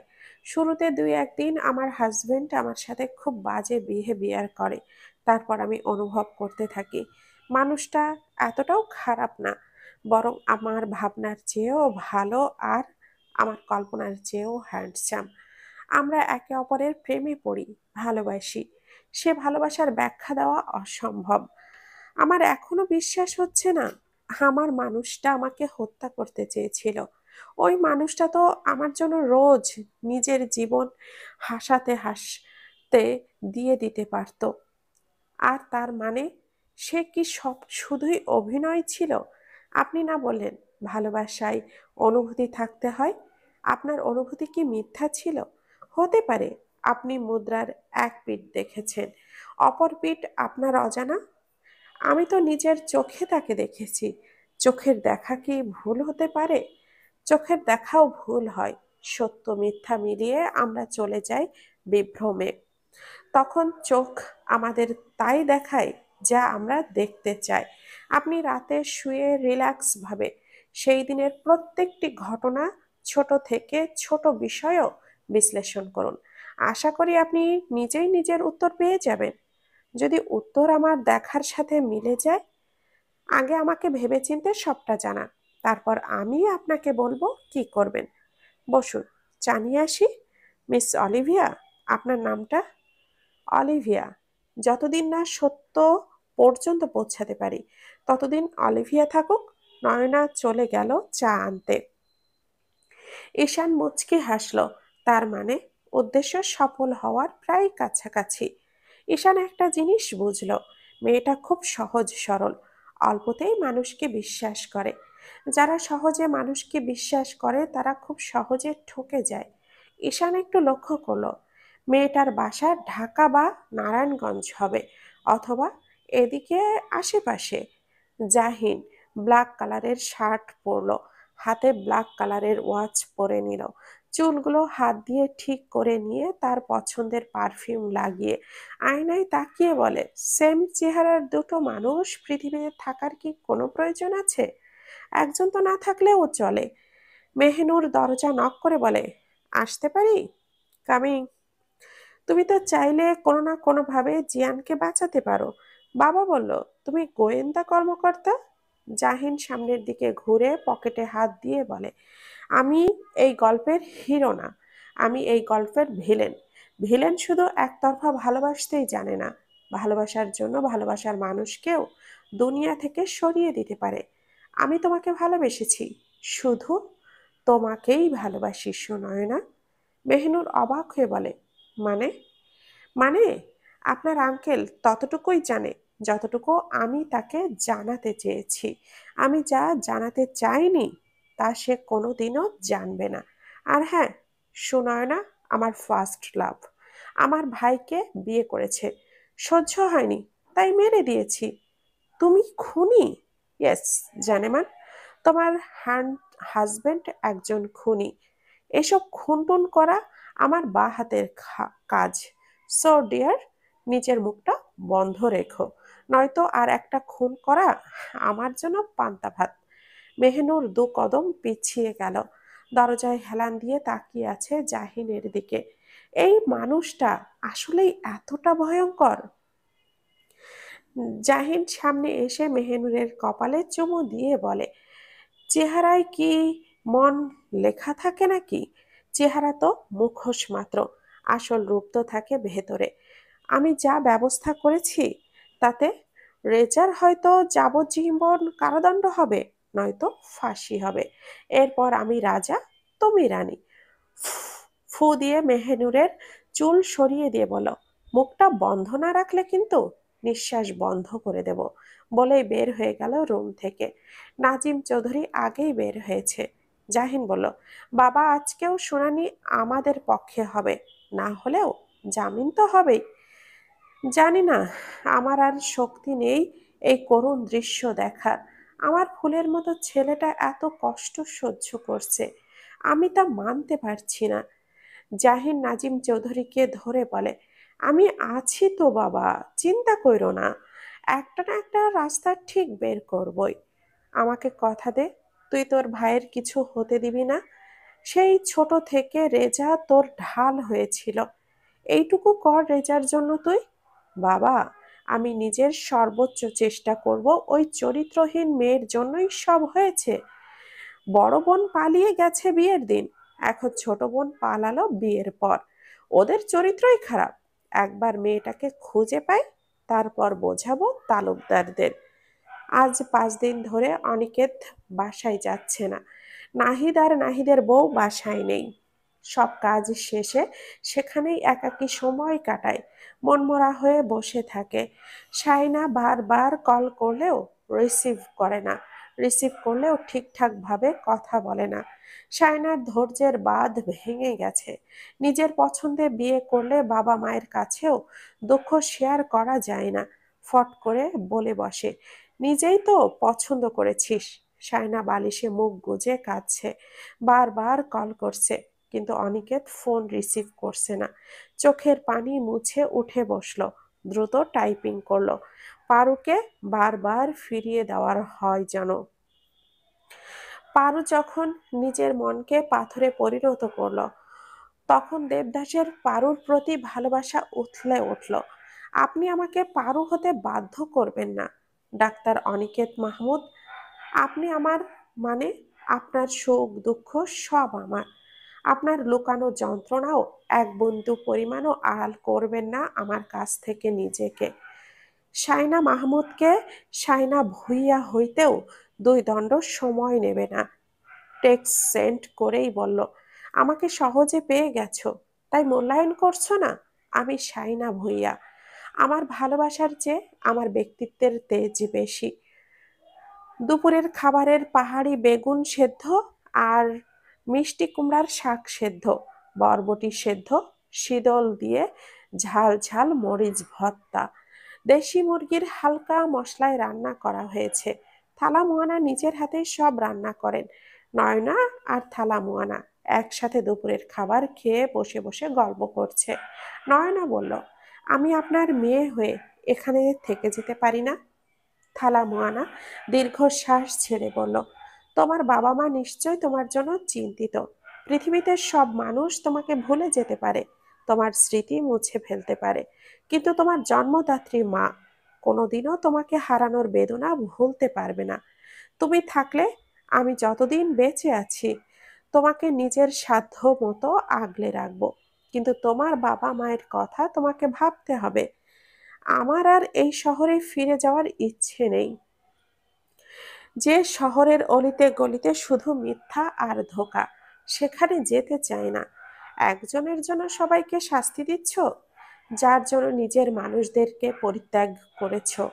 সে কিন্তু নিজের মানুষদের নিয়ে ভালো থাকবে, আর তুমি সারা জীবন ভালো থাকার যুদ্ধ করবে। নিজেকে শক্ত করতে হবে, মোকাবেলা করার হিম্মত রাখতে হবে। আমার বেঁচে থাকার ইচ্ছে নেই, হয়তো মরে যাব, নয়তো এখানে থেকে যাব। পাগলামি করো না মেয়ে, জীবনে বেঁচে থাকার মতো মূল্যবান আর কিছুই নেই। তোমার মৃত্যু মানে পৃথিবীতে তোমার অস্তিত্ব শেষ। যতদিন বেঁচে আছো ততদিন তুমি আছো, এরপর আর এই জীবন কোনো দিন পাবে না, এক মুহূর্তের জন্যেও না। বেঁচে থাকার মূল্যবোধ অনুভব করো, জীবনে লড়াই করার শক্তি চলে আসবে। নয়না কিছুক্ষণ চুপ করে থেকে বলো, আপনি এখন কোথায় যাবেন? কিছু গাছের মূল ও ফল, এগুলো সংগ্রহ করতে হবে, ঔষধ বানাতে লাগবে। চলুন, আপনার সাথে আমিও যাব। তুমি হাঁটতে পারবে না, পাহাড়ের রাস্তা এবড়ো থেবড়ো, ঢালু উঁচু নিচু। না পারলে শিখে নেব, তবুও যাব। অলিভিয়া, তুমি বড্ড জেদি। তোমার জেদকে কেন কোনো ভালো কাজে ব্যবহার করছো না? জেদ আনো, তুমি তোমার সাথে হওয়া অন্যায়ের প্রতিশোধ নেবে। অপরাধীকে এভাবে ছেড়ে দিবে? অপরাধী তো অন্য কেউ নয়, অপরাধী আমার শত্রু হলেও তার বিরুদ্ধে যুদ্ধ ঘোষণা করতাম। কিন্তু আফসোস, অপরাধী আমার ভালোবাসার মানুষ। সে আমার মৃত্যুতে খুশি থাকলে আমি তার জন্য মৃতই থাকতে চাই। মেহনুরের পায়ের নিচ থেকে মাটি সরে গেছে, মনে হচ্ছে সে শূন্যে ভাসমান। এমন একটা জঘন্য মানুষ তার জীবন সঙ্গী। দেওয়াল ঘেঁষে বসে পড়ল সে। কিছু সত্য না জানাই বোধহয় ভালো।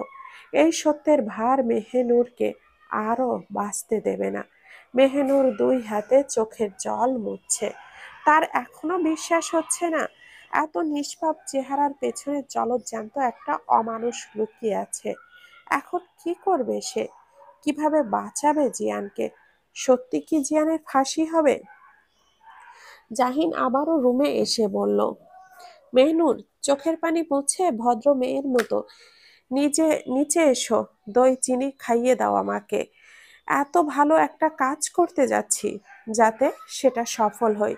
স্বামীর মঙ্গল কামনা না করে ভাসুরের জন্য কান্না করছো? ছি! মনে মনে পরকীয়া লিপ্ত তুমি মেহনুর।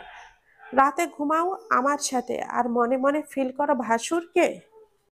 মেহেনুর উঠে নিজের চোখের পানি মুছে বলে, আল্লাহর ওয়াস্তে চুপ করুন। ছি! এত নোংরা চিন্তা ভাবনা আপনার। হ্যাঁ, জিয়ানকে আমি পছন্দ করতাম, কিন্তু বিয়ের পর আপনাকে ভালোবেসেছি।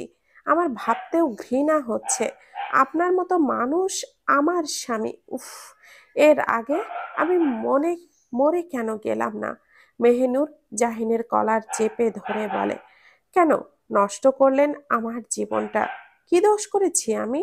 জাহিন মেহেনুরের হাতটা ছাড়িয়ে বলে, তোমার সাহস তো কম না মেহু? জাহিন চৌধুরীর কলার চেপে ধরো?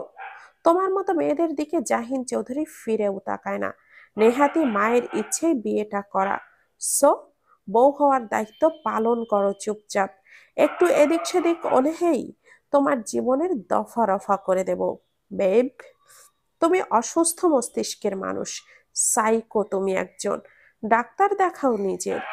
জাহিন দরজাটা লক করে, ঘড়ির দিকে তাকিয়ে পায়ের ওপরে পা তুলে বেডের ওপরে বসে বলে, আমি সাইকো? হাহ, আমাকে সাইকো বানানোর প্রথম কারিগর আমার বাবা।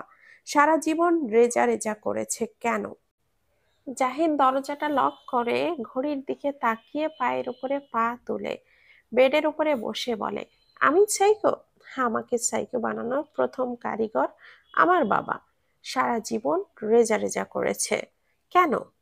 আমি কি মানুষ না নাকি? রেজা ভালো ছেলে আর আমি খারাপ। এরপর দ্বিতীয় কারিগর সুনয়না। আচ্ছা, এই নামটা সুন্দর তাই না? এই মেয়ের সাথে আমার প্রথম দেখা হয় শপিং মলে। একদম নায়িকাদের মতো তার ওড়না এসে আমার ঘড়ির সাথে আটকে যায়। কি এন্ট্রি, তুমি ভাবতে পারছো? তখনও আমি প্রেমে পড়িনি, কিন্তু দ্বিতীয়বার ওর স্কুলে আমার একটা গানের প্রোগ্রাম ছিল। বিশ্বাস করো, ও বের হচ্ছিল আর আমি প্রবেশ করছিলাম। জাস্ট সেই দিনই আমি ফিদা। অনেক কাঠখড় পুড়িয়ে ওর নাম্বার জোগাড় করলাম। এরপর হোয়াটসঅ্যাপে টুকটাক কথা হতো। ওর শর্ত ছিল বিয়ের আগ পর্যন্ত আমার সাথে দেখা করবে না, ভিডিও কলেও আসবে না। আমি তো প্রতিদিনই দেখতাম, তাই এইসব বাচ্চাদের ট্রিক্স মনে করে মেনে নিলাম। 1 থেকে 1.5 বছর মোবাইলে চুটিয়ে প্রেম করলাম। হঠাৎ আমার মিশনের কাজে বাহিরে গেলাম, এসে দেখি পাখি আমার খাঁচা ছেড়ে ভাইয়ের খাঁচায় বন্দি।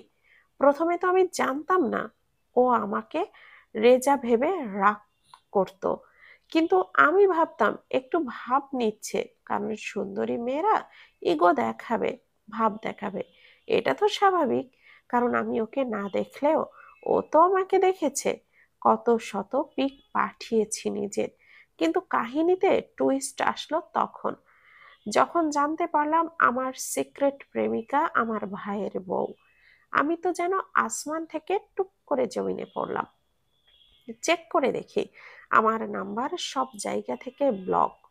ওর একটা ফেসবুক আইডি ছিল, ব্ল্যাক ডায়মন্ড। ওই আইডিও ডিলিট। তবুও মনকে বোঝাতে থাকলাম, থাক, ভাইয়ের সুখে বাধা হব না। চোখের সামনে নিজের ভালোবাসার মানুষ নিজের আপন ভাইয়ের সাথে লাভঢাপ কেমিস্ট্রি করছে, সেটা কতক্ষণ সহ্য করা যায়? তারপর তো জানোই কি করেছি। কি করেছো? মেহেনুরের চোখ লাল হয়ে গেছে, মনে হচ্ছে জাহিনকে এখনই ভস্ম করে দেবে। জাহিন বলল, উফ বিবি, ভয় পাচ্ছি তো। চোখ লাল কিসে?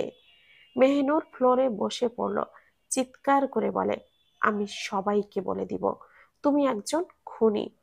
যাও, এক্ষুনি যাও। তুমি 5 কদম এগিয়ে যাওয়ার আগেই পৃথিবী থেকে শেষ নিঃশ্বাস ত্যাগ করবে। বাঁচতে চাইলে চুপ করে থাকবে, যেন তুমি কিছুই জানো না। আর এনিওয়ে, আমি আর আমি এনবিআর এর অফিসার। তোমার মতো 100 মেহনুরকে ঘটেও আমার এক বিন্দু পরিমাণ বুদ্ধি নেই। জিয়ানকে কোর্টে হাজির করা হলো। জিয়ান যেন প্রাণহীন দেহ। মাহবুব তালুকদার আর চোখে জিয়ানের দিকে তাকিয়ে আছে। তার মন ঠিক সায় দেয় না এই ছেলেটা তার মেয়ের কোনো ক্ষতি করতে পারে। বিচারক বিচার কার্য শুরু করলেন। পক্ষে বিপক্ষের উকিলরা নিজেদের প্রমাণ পেশ করেছে। সামনে সামনে সমানে সমানে হাড্ডাহাড্ডি তর্ক চলছে।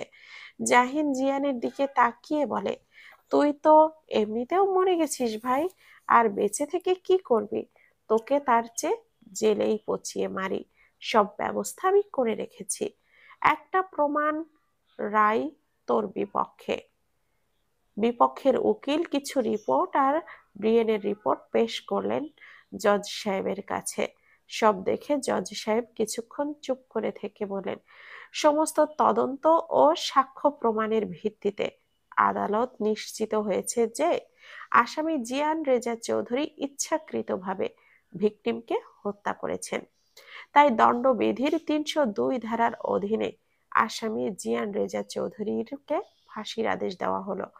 The case is closed. টুসি অন্তরের হাত ধরে বসে আছে। অন্তর টুসির হাত ধরে ছাড়িয়ে নিয়ে বলে, তোমার একটা ভুলের জন্য এতগুলো মানুষের জীবন আজ ধ্বংসের মুখে। আমি তোমাকে ক্ষমা করতে পারবো না টুসি, ঘৃণা করতেও পারবো না তোমাকে। আমার জীবনের প্রথম ভালোবাসা তুমি, তাই তোমাকে ছেড়ে দিচ্ছি। টুসি হাঁটু মুড়ে বসে পড়ল অন্তরের পায়ের সামনে। আমি মানছি আমার ভুল ছিল। ওই বয়সে ঠিক ভুল বোঝার মতো জ্ঞান আমার ছিল না। মজার ছলে টাইম পাস করেছিলাম আমি। ১.৫ বছর কেউ মজার ছলে টাইম পাস করে? Nice jokes. জাহিন যে নয়নার জন্য পার্সেল পাঠাতো, সেগুলো কি করতে? নাকি ওইসবের লোভকে তুমি টাইম পাস নাম দিয়েছো? বিশ্বাস করো, প্রথম দিকে টাইম পাচ্ছিল। ধীরে ধীরে আমি বুঝতে পারলাম ব্যাপারটা সিরিয়াস পর্যায়ে চলে যাচ্ছে। তখন আমি জাহিনকে বললাম, আমার পক্ষে প্রেম করা সম্ভব না। ও বলল, প্রেম করতে হবে না, আমার একটা ইম্পর্টেন্ট কাজ আছে, শেষ করে এসে তোমাকে নিয়ে সংসার করব।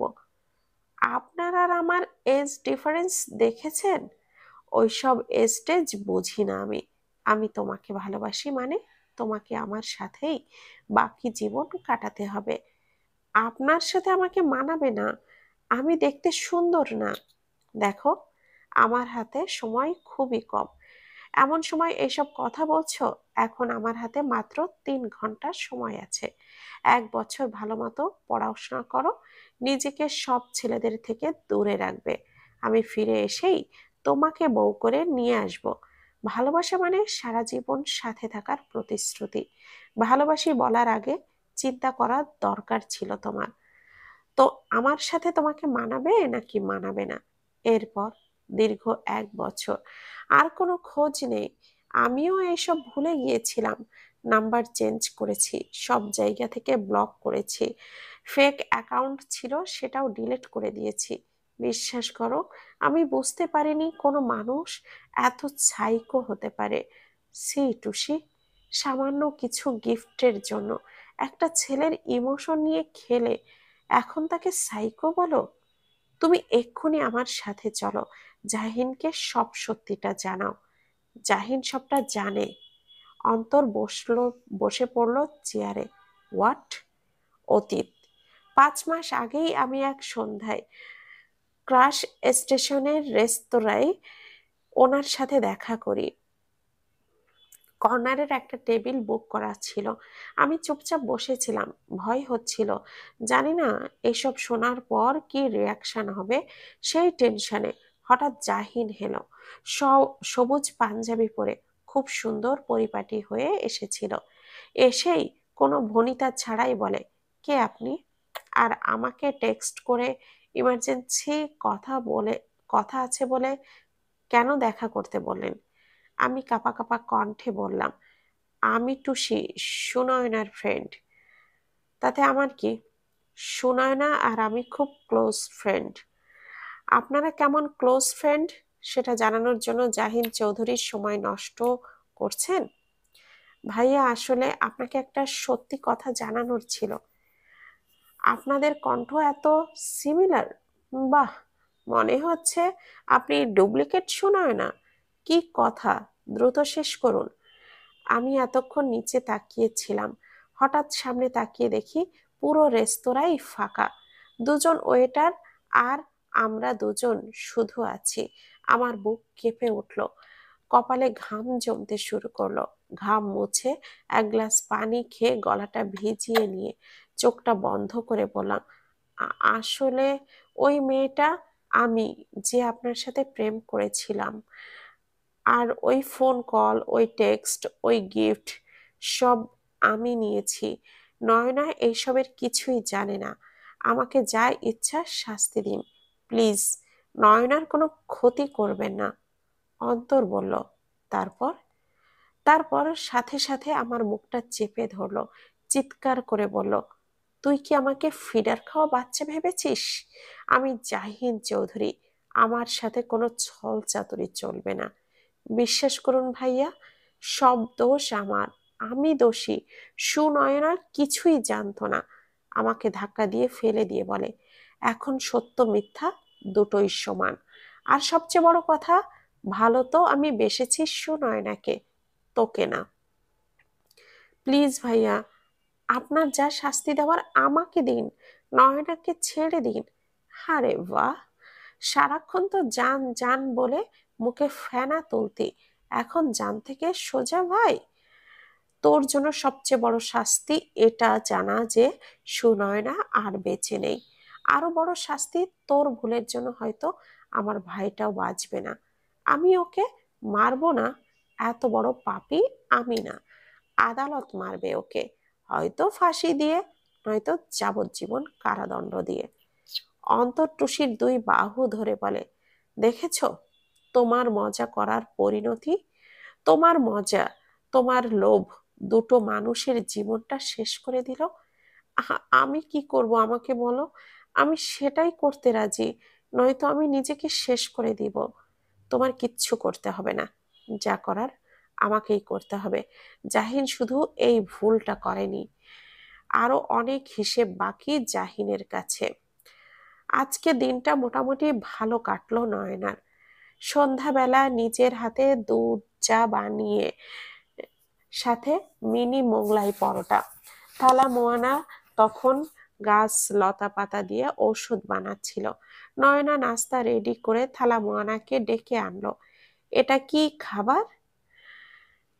আপনি আমাকে আপনার ট্র্যাডিশনাল খাবার খাওয়া শিখিয়েছেন, আর আমি আমাদের পছন্দের খাবার খাওয়া শেখাবো আপনাকে, যতটুকু আমি পারি আর কি। নাস্তা করতে করতে দুজনে গল্প করছিল। ঠিক তখন ঈশান বলল, বাহ, আমাকে ছেড়েই নাস্তা খাওয়া চলছে? আমার কথা কারো স্মরণেই নেই। ডাক্তার সাহেব, এটা কিন্তু একদমই ঠিক না। খাওয়ার সময় বিনা দাওয়াতে মেহমান। জি ম্যাডাম, বিনা দাওয়াতেই আসতে হলো। এখন আপনার কি অবস্থা? এই তো ভালো। নাস্তা শেষ করে ঘরের বাইরে মাচায় এসে বসলো দুজন। ঈশান বলল, তো কি ভাবলেন মিস অলিভিয়া? মিস সুনয়না হবে। আপনার নাম সুনয়না? হুম, সুনয়না। Nice name. আপনার নামটা একদম পারফেক্ট আপনার জন্য। কিভাবে? আপনার চোখ দুটো অনেক সুন্দর, অবর্ণনীয় সৌন্দর্য আপনার দৃষ্টিতে। সেই হিসেবে সুনয়না নামটা একদম পারফেক্ট। তারপর মিস সুনয়না, ভাবলেন কিছু? ভেবেছি। ভাবতে গেলে মনে হয় সব সত্যি মিথ্যে। আমি শুধু ওই মানুষটাকেই ভালোবাসি, এই সত্যি ছাড়া। মিস সুনয়না, আপনি আবেগ না, বিবেক কাজে লাগান। আবেগের কোনো মূল্য কেন নেই ডাক্তার সাহেব? কারণ আবেগ দিয়ে জীবন চলে না। তাহলে শুনুন, সেদিন প্ল্যান করাই ছিল আমরা সাজেকে আসব হানিমুনে। সেই দিন অস্বাভাবিক কোনো ঘটনা ঘটেছে। হ্যাঁ, কিছুটা অস্বাভাবিক একটা ঘটনা ঘটেছে। আমার খটকা লেগেছিল আমার দৃষ্টিতে। সেটা হলো, ওই দিন আমরা যাব, সেটা সবাইকে জানিয়ে যাওয়ার কথা ছিল, কিন্তু হঠাৎই একজন সার্ভেন্ট আমাকে এসে পার্সেল দিয়ে যায়। সেখানে চিরকুট থাকে, আমি যাতে কাউকে না বলি আমরা যাচ্ছি হানিমুনে। যে নীল শাড়িটা পরেছিলাম সেটাও ছিল সাথে। আপনার ফোন? ইয়েস, এটাও একটা অস্বাভাবিক ঘটনা। আমার ফোনটা আমি ভুলে বাসায় ফেলে আসি। তাহলে আপনি সাজেক পৌঁছালেন কি করে?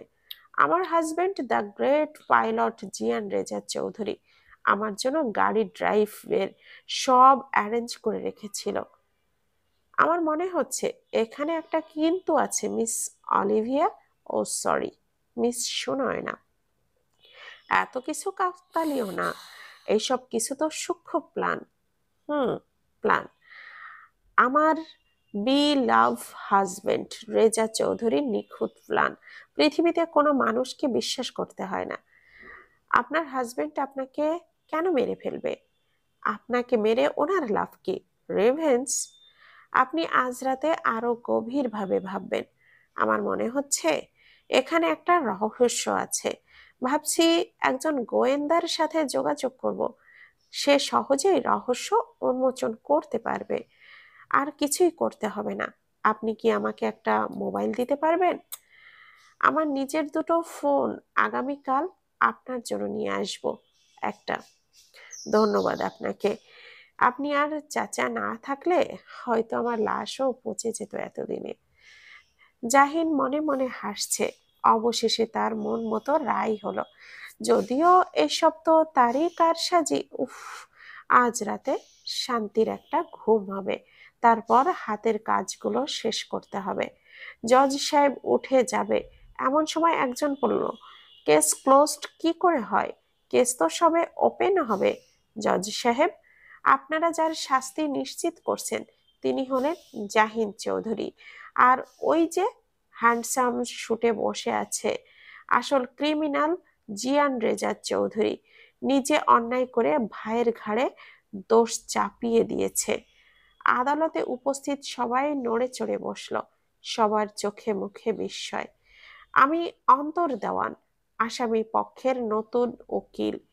আমি থাকতে কোনো নিরপরাধ ব্যক্তি শাস্তি পাবে না। কোর্টের সবার মধ্যে গুঞ্জন শুরু হলো। জজ সাহেব বলল, প্লিজ আপনারা সবাই চুপ করুন। জাহিন নড়ে চড়ে বসলো। জেতা ম্যাচ হেরে যাওয়ার ভয় ঢুকে গেল ভেতরে। এই সময় অন্তরকে এখানে একদমই আশা করেনি জাহিন। ইয়োর অনার, এই যে বসে আছে আসামি জিয়ান রেজা চৌধুরী, আর এই আসামির কাঠগড়ায় দাঁড়িয়ে আছে আমার মক্কেল জাহিন চৌধুরী। জাহিন উঠে বলে, কি সব বলছিস তুই? আমি জাহিন। এই প্রথম জিয়ান কথা বলল, আমি জাহিন। জজ সাহেব, এরা দুজন আমার বিরুদ্ধে চক্রান্ত করেছে। এরা দুজনে আমাকে ফাঁসাতে এইসব মিথ্যা বলে কোর্টের মূল্যবান সময় নষ্ট করছে। অন্তর জিয়ানের হাতের ওপরে হাতটা রেখে বলে, মিথ্যে কেন বলছেন ভাই? আপনি সত্যিটা মেনে নিন। আপনি জিয়ান, আর ওই যে অপরাধী সে যে যে দাঁড়িয়ে আছে সে আমার বন্ধু জাহিন। প্লিজ আপনি আপনার নোংরা খেলাটা বন্ধ করুন। জাহিন গর্জে উঠে ভরা কোর্টে অন্তরের কলার চেপে ধরে বলে, অন্তর, আমার পিছু লাগতে আসিস না। পরিণাম ভালো হবে না। ইওর অনার, দেখলেন আপনি কে আসল কে অপরাধী? আসল অপরাধী এতদিন ধরে বাইরে ঘুরছে, অথচ একজন নির্দোষ মানুষ সাজা ভোগ করছে। জাহিন চিৎকার করে বলে, আমি জাহিন চৌধুরী। জিয়ান বলে, আমি জাহিন চৌধুরী? ও আমার ভাই জিয়ান রেজা চৌধুরী। মাই লর্ড, আমাকে বিশ্বাস করুন, আমার এই ভাই নিজের হাতে তার ওয়াইফকে হত্যা করেছে। এরপর আমাকে ফাঁসির জেলে পাঠিয়ে দিয়েছে। Silence in the court. আজকের মতো এই আদালত এখানেই মুলতবি ঘোষণা করা হলো। আগামী শুনানি পর্যন্ত দুজনেই পুলিশ হেফাজতে থাকবে। অন্তর জাহিনের দিকে তাকিয়ে হাসছে। জাহিনের হাতে হাত করা। অন্তরের সামনে দাঁড়িয়ে বলে, তোর এত বড় সাহস জাহিন চৌধুরীর বিরুদ্ধে চক্রান্ত করিস? তোকে শালা তখনই মেরে দেওয়া উচিত ছিল। ঠিক বলেছিস, তুই আমাকে বাঁচিয়ে রেখে মস্ত বড় ভুল করেছিস। এখন দেখ কোথাকার জল কোথায় গড়ায়, দেখে নেব তোকে।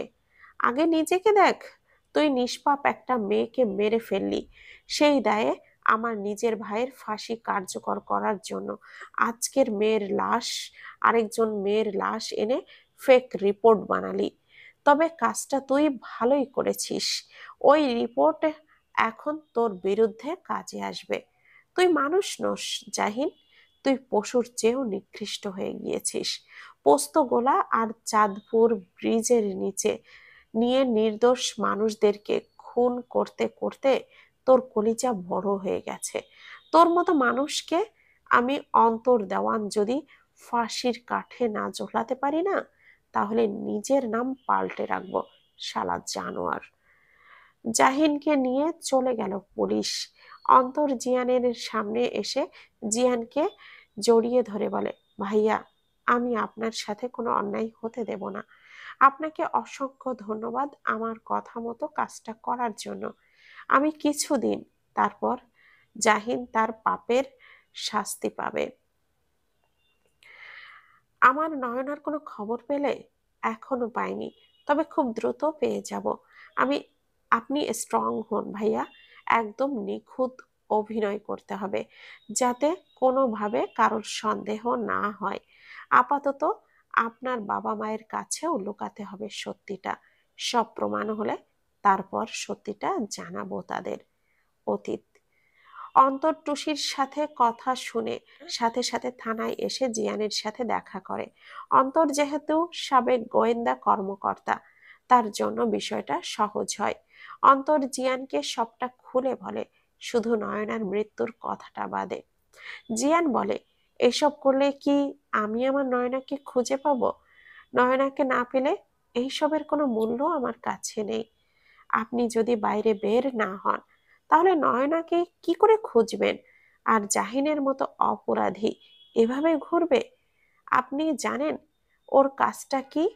সরকারের দালালি করা। সরকার পক্ষের হয়ে কতজনকে যে ও নিজের হাতে খুন করেছে তার হিসাব নেই।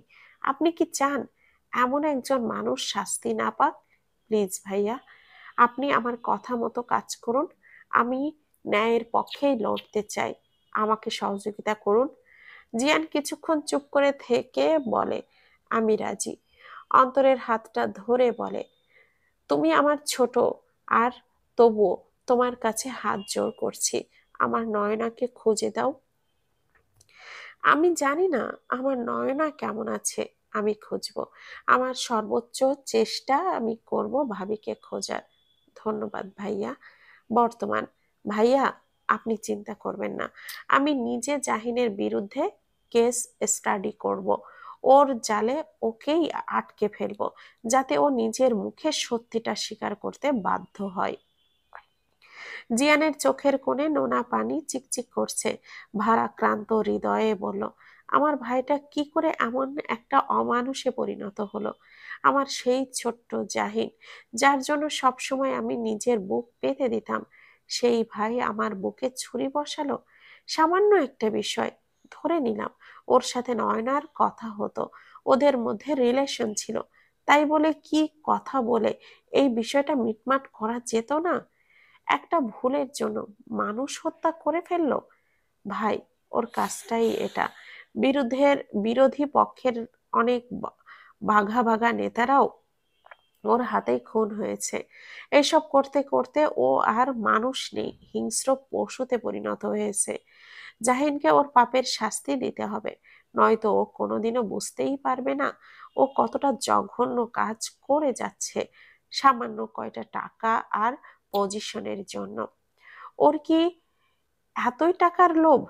আমার বাবার কি টাকা কম ছিল? ওর টাকা লাগবে, সব নিয়ে নিত। একজন পুলিশ এসে বলল, আপনাদের টাইম শেষ, আসামিকে কারাগারে নিয়ে যেতে হবে। অন্তর জাহিনকে বিদায় জানালো, শেষবারের মতো বলল, এর পরের বার আপনি মুক্ত বাতাসে শ্বাস নেবেন। এই এটা এই অন্তর দেওয়ান ওয়াদা করলো। নয়না একটা বাঁশের দোলনায় মনমরা হয়ে বসে আছে। ঈশান বলে, রেডি হন। মানে? আপনাকে নিয়ে ঢাকাতে যাব। আমি ঢাকায় যাব না। আ- আপনি আমার, আমি কেউ না, আবার কেউ। এখন আপনি আমার সাথে যাবেন মানে যাবেন। দেখুন, এভাবে কতদিন থাকবেন? যতদিন বেঁচে থাকবো, মরে গেলে কবর দিয়ে দিয়েন। এমনিতেও ওই শহরের জন্য আমি মৃত। আমি আপনার ভাষা শুনেই বুঝেছিলাম আপনার বাসা ঢাকা বা ঢাকার আশেপাশে হবে। দেখুন মিস সুনয়না, জীবনটা ছেলে খেলা না। আপনার পরিবার, আপনার প্রিয়জন, কথাটা একবার ভাবুন।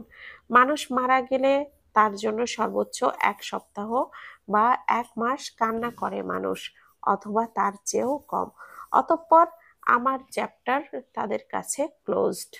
ঈশা নয়নার হাতটা ধরে বলে, এরকম ছেলে মানুষই করার কোনো মানে হয় না মিস সুনয়না। আপনাকে আমার সাথে যেতেই হবে। নয়না এক ঝটকায় ঈশানের হাতটা ছাড়িয়ে বলে, ডক্টর ঈশান, এই দুঃসাহস আজ করেছেন, আর একবার করার কথা চিন্তাতেও আনবেন না।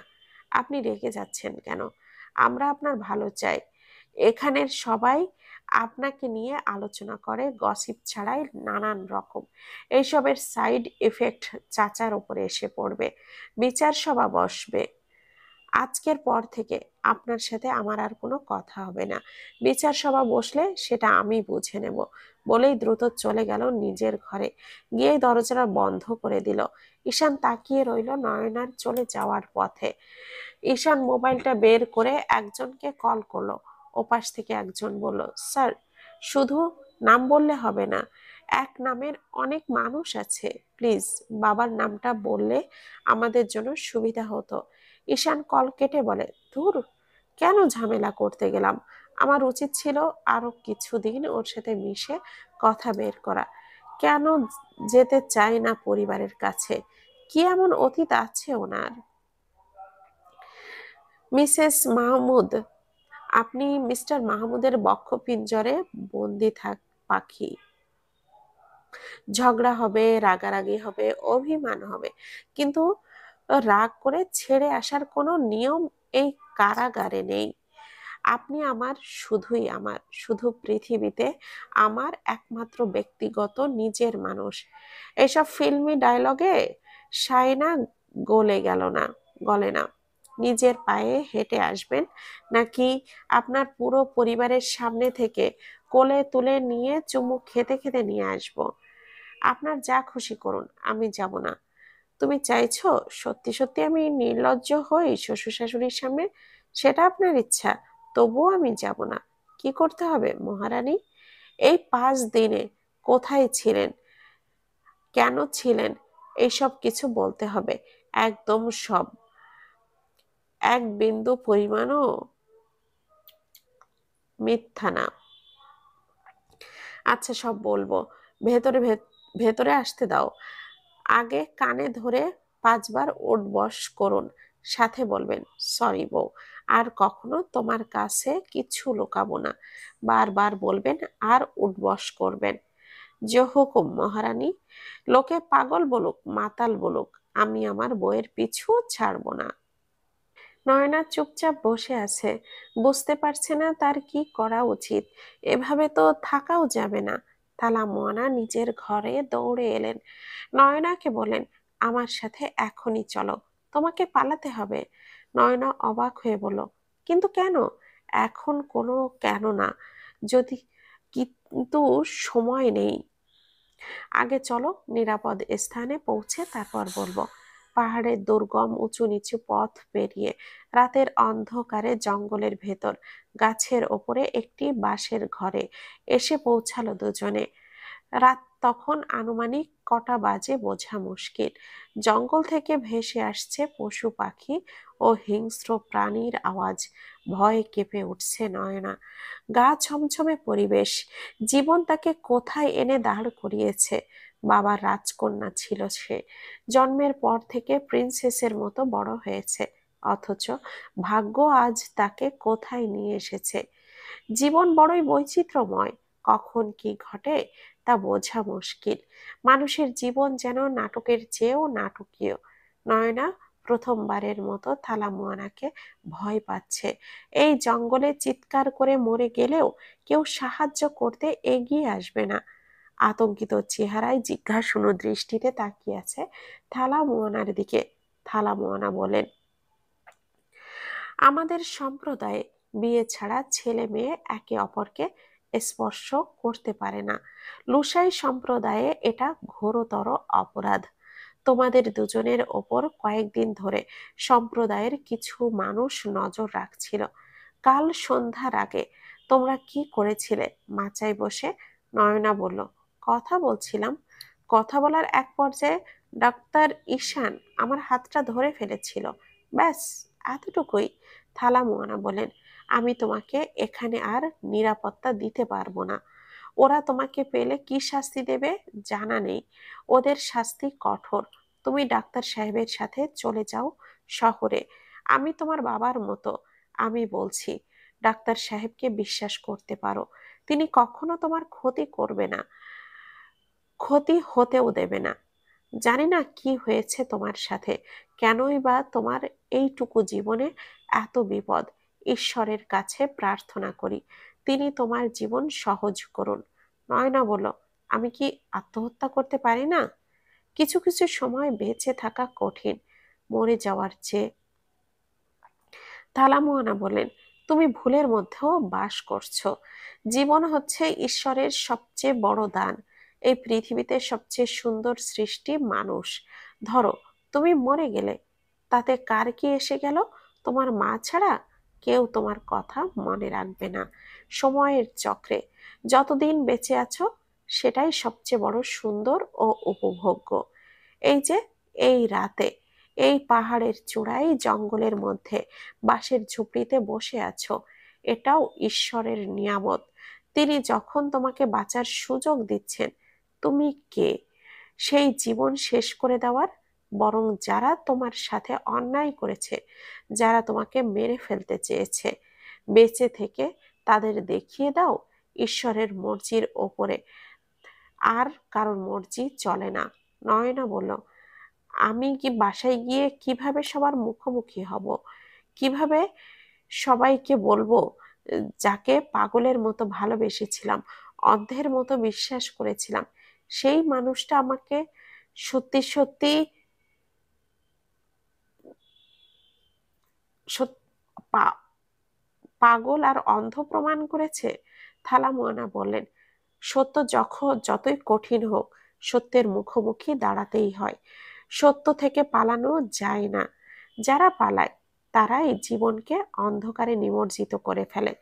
নয়না থালা মুয়ানার হাতটা ধরে বলল, বাবা। থালা মুয়ানার চোখের কোণে জল জমে উঠল। নয়নার মুখ থেকে বাবা ডাকটা শুনে নয়না আবারও ডাকলো, বাবা। থালা মুয়ানা বললেন, তুমি আমাকে আর ঋণী করে দিও না মেয়ে। এই জীবনে বাবা ডাক শোনার ঋণ কোনো বাবাই পরিশোধ করতে পারে না। শুধু এই বাবা ডাকের ঋণেই পৃথিবীর সমস্ত বাবারা তাদের সন্তানদের খুশির জন্য নিজের জীবন বিলীন করে দেয়, নিজের সব শখ সব কষ্ট বিসর্জন দিয়ে দেয় সন্তানের সুখের জন্য। তা কেবল দিন শেষে এই বাবা ডাকটা শোনার জন্য। নয়না বলল, আমি সারা জীবন আপনার কথা মনে রাখবো বাবা। আমার আজ থেকে দুটো বাবা, একজন যিনি আমাকে জন্ম দিয়েছেন, আর একজন যিনি আমাকে জীবনের বাস্তবতার পাঠ শিখিয়েছেন। থালা মুয়ানা বলেন, আমরা শেষ রাতের দিকে বের হব। ওই পুটলির ভেতরে শুকনো চিড়ে আর গুড় আছে, খেয়ে নাও। কাঠের পাত্রে পানি আছে, তার পাশেই বাঁশের একটা মগ। নয়না এই মুহূর্তে মনে হচ্ছে আসলেই এটা তার জীবনের একটা অ্যাডভেঞ্চার। জানালার ঝাঁপ তুলে বাইরে দৃষ্টি দিল। রাতের অন্ধকার যত গাঢ় হয়, বাইরের প্রকৃতি ততই স্পষ্ট দেখা যায়। রাতের অন্ধকারেও এক ধরনের আলো থাকে, আর তার উপরে বিশাল একটা চাঁদ, ঠিক তার মাথার উপরে। মনে হচ্ছে হাত বাড়িয়ে জ্যোৎস্না ছুঁয়ে দেওয়া যাবে, কিন্তু অদ্ভুত ভালো লাগছে তার। মনে হচ্ছে নতুন করে বেঁচে থাকার সম্ভাবনা উকি দিচ্ছে জ্যোৎস্না রাতে।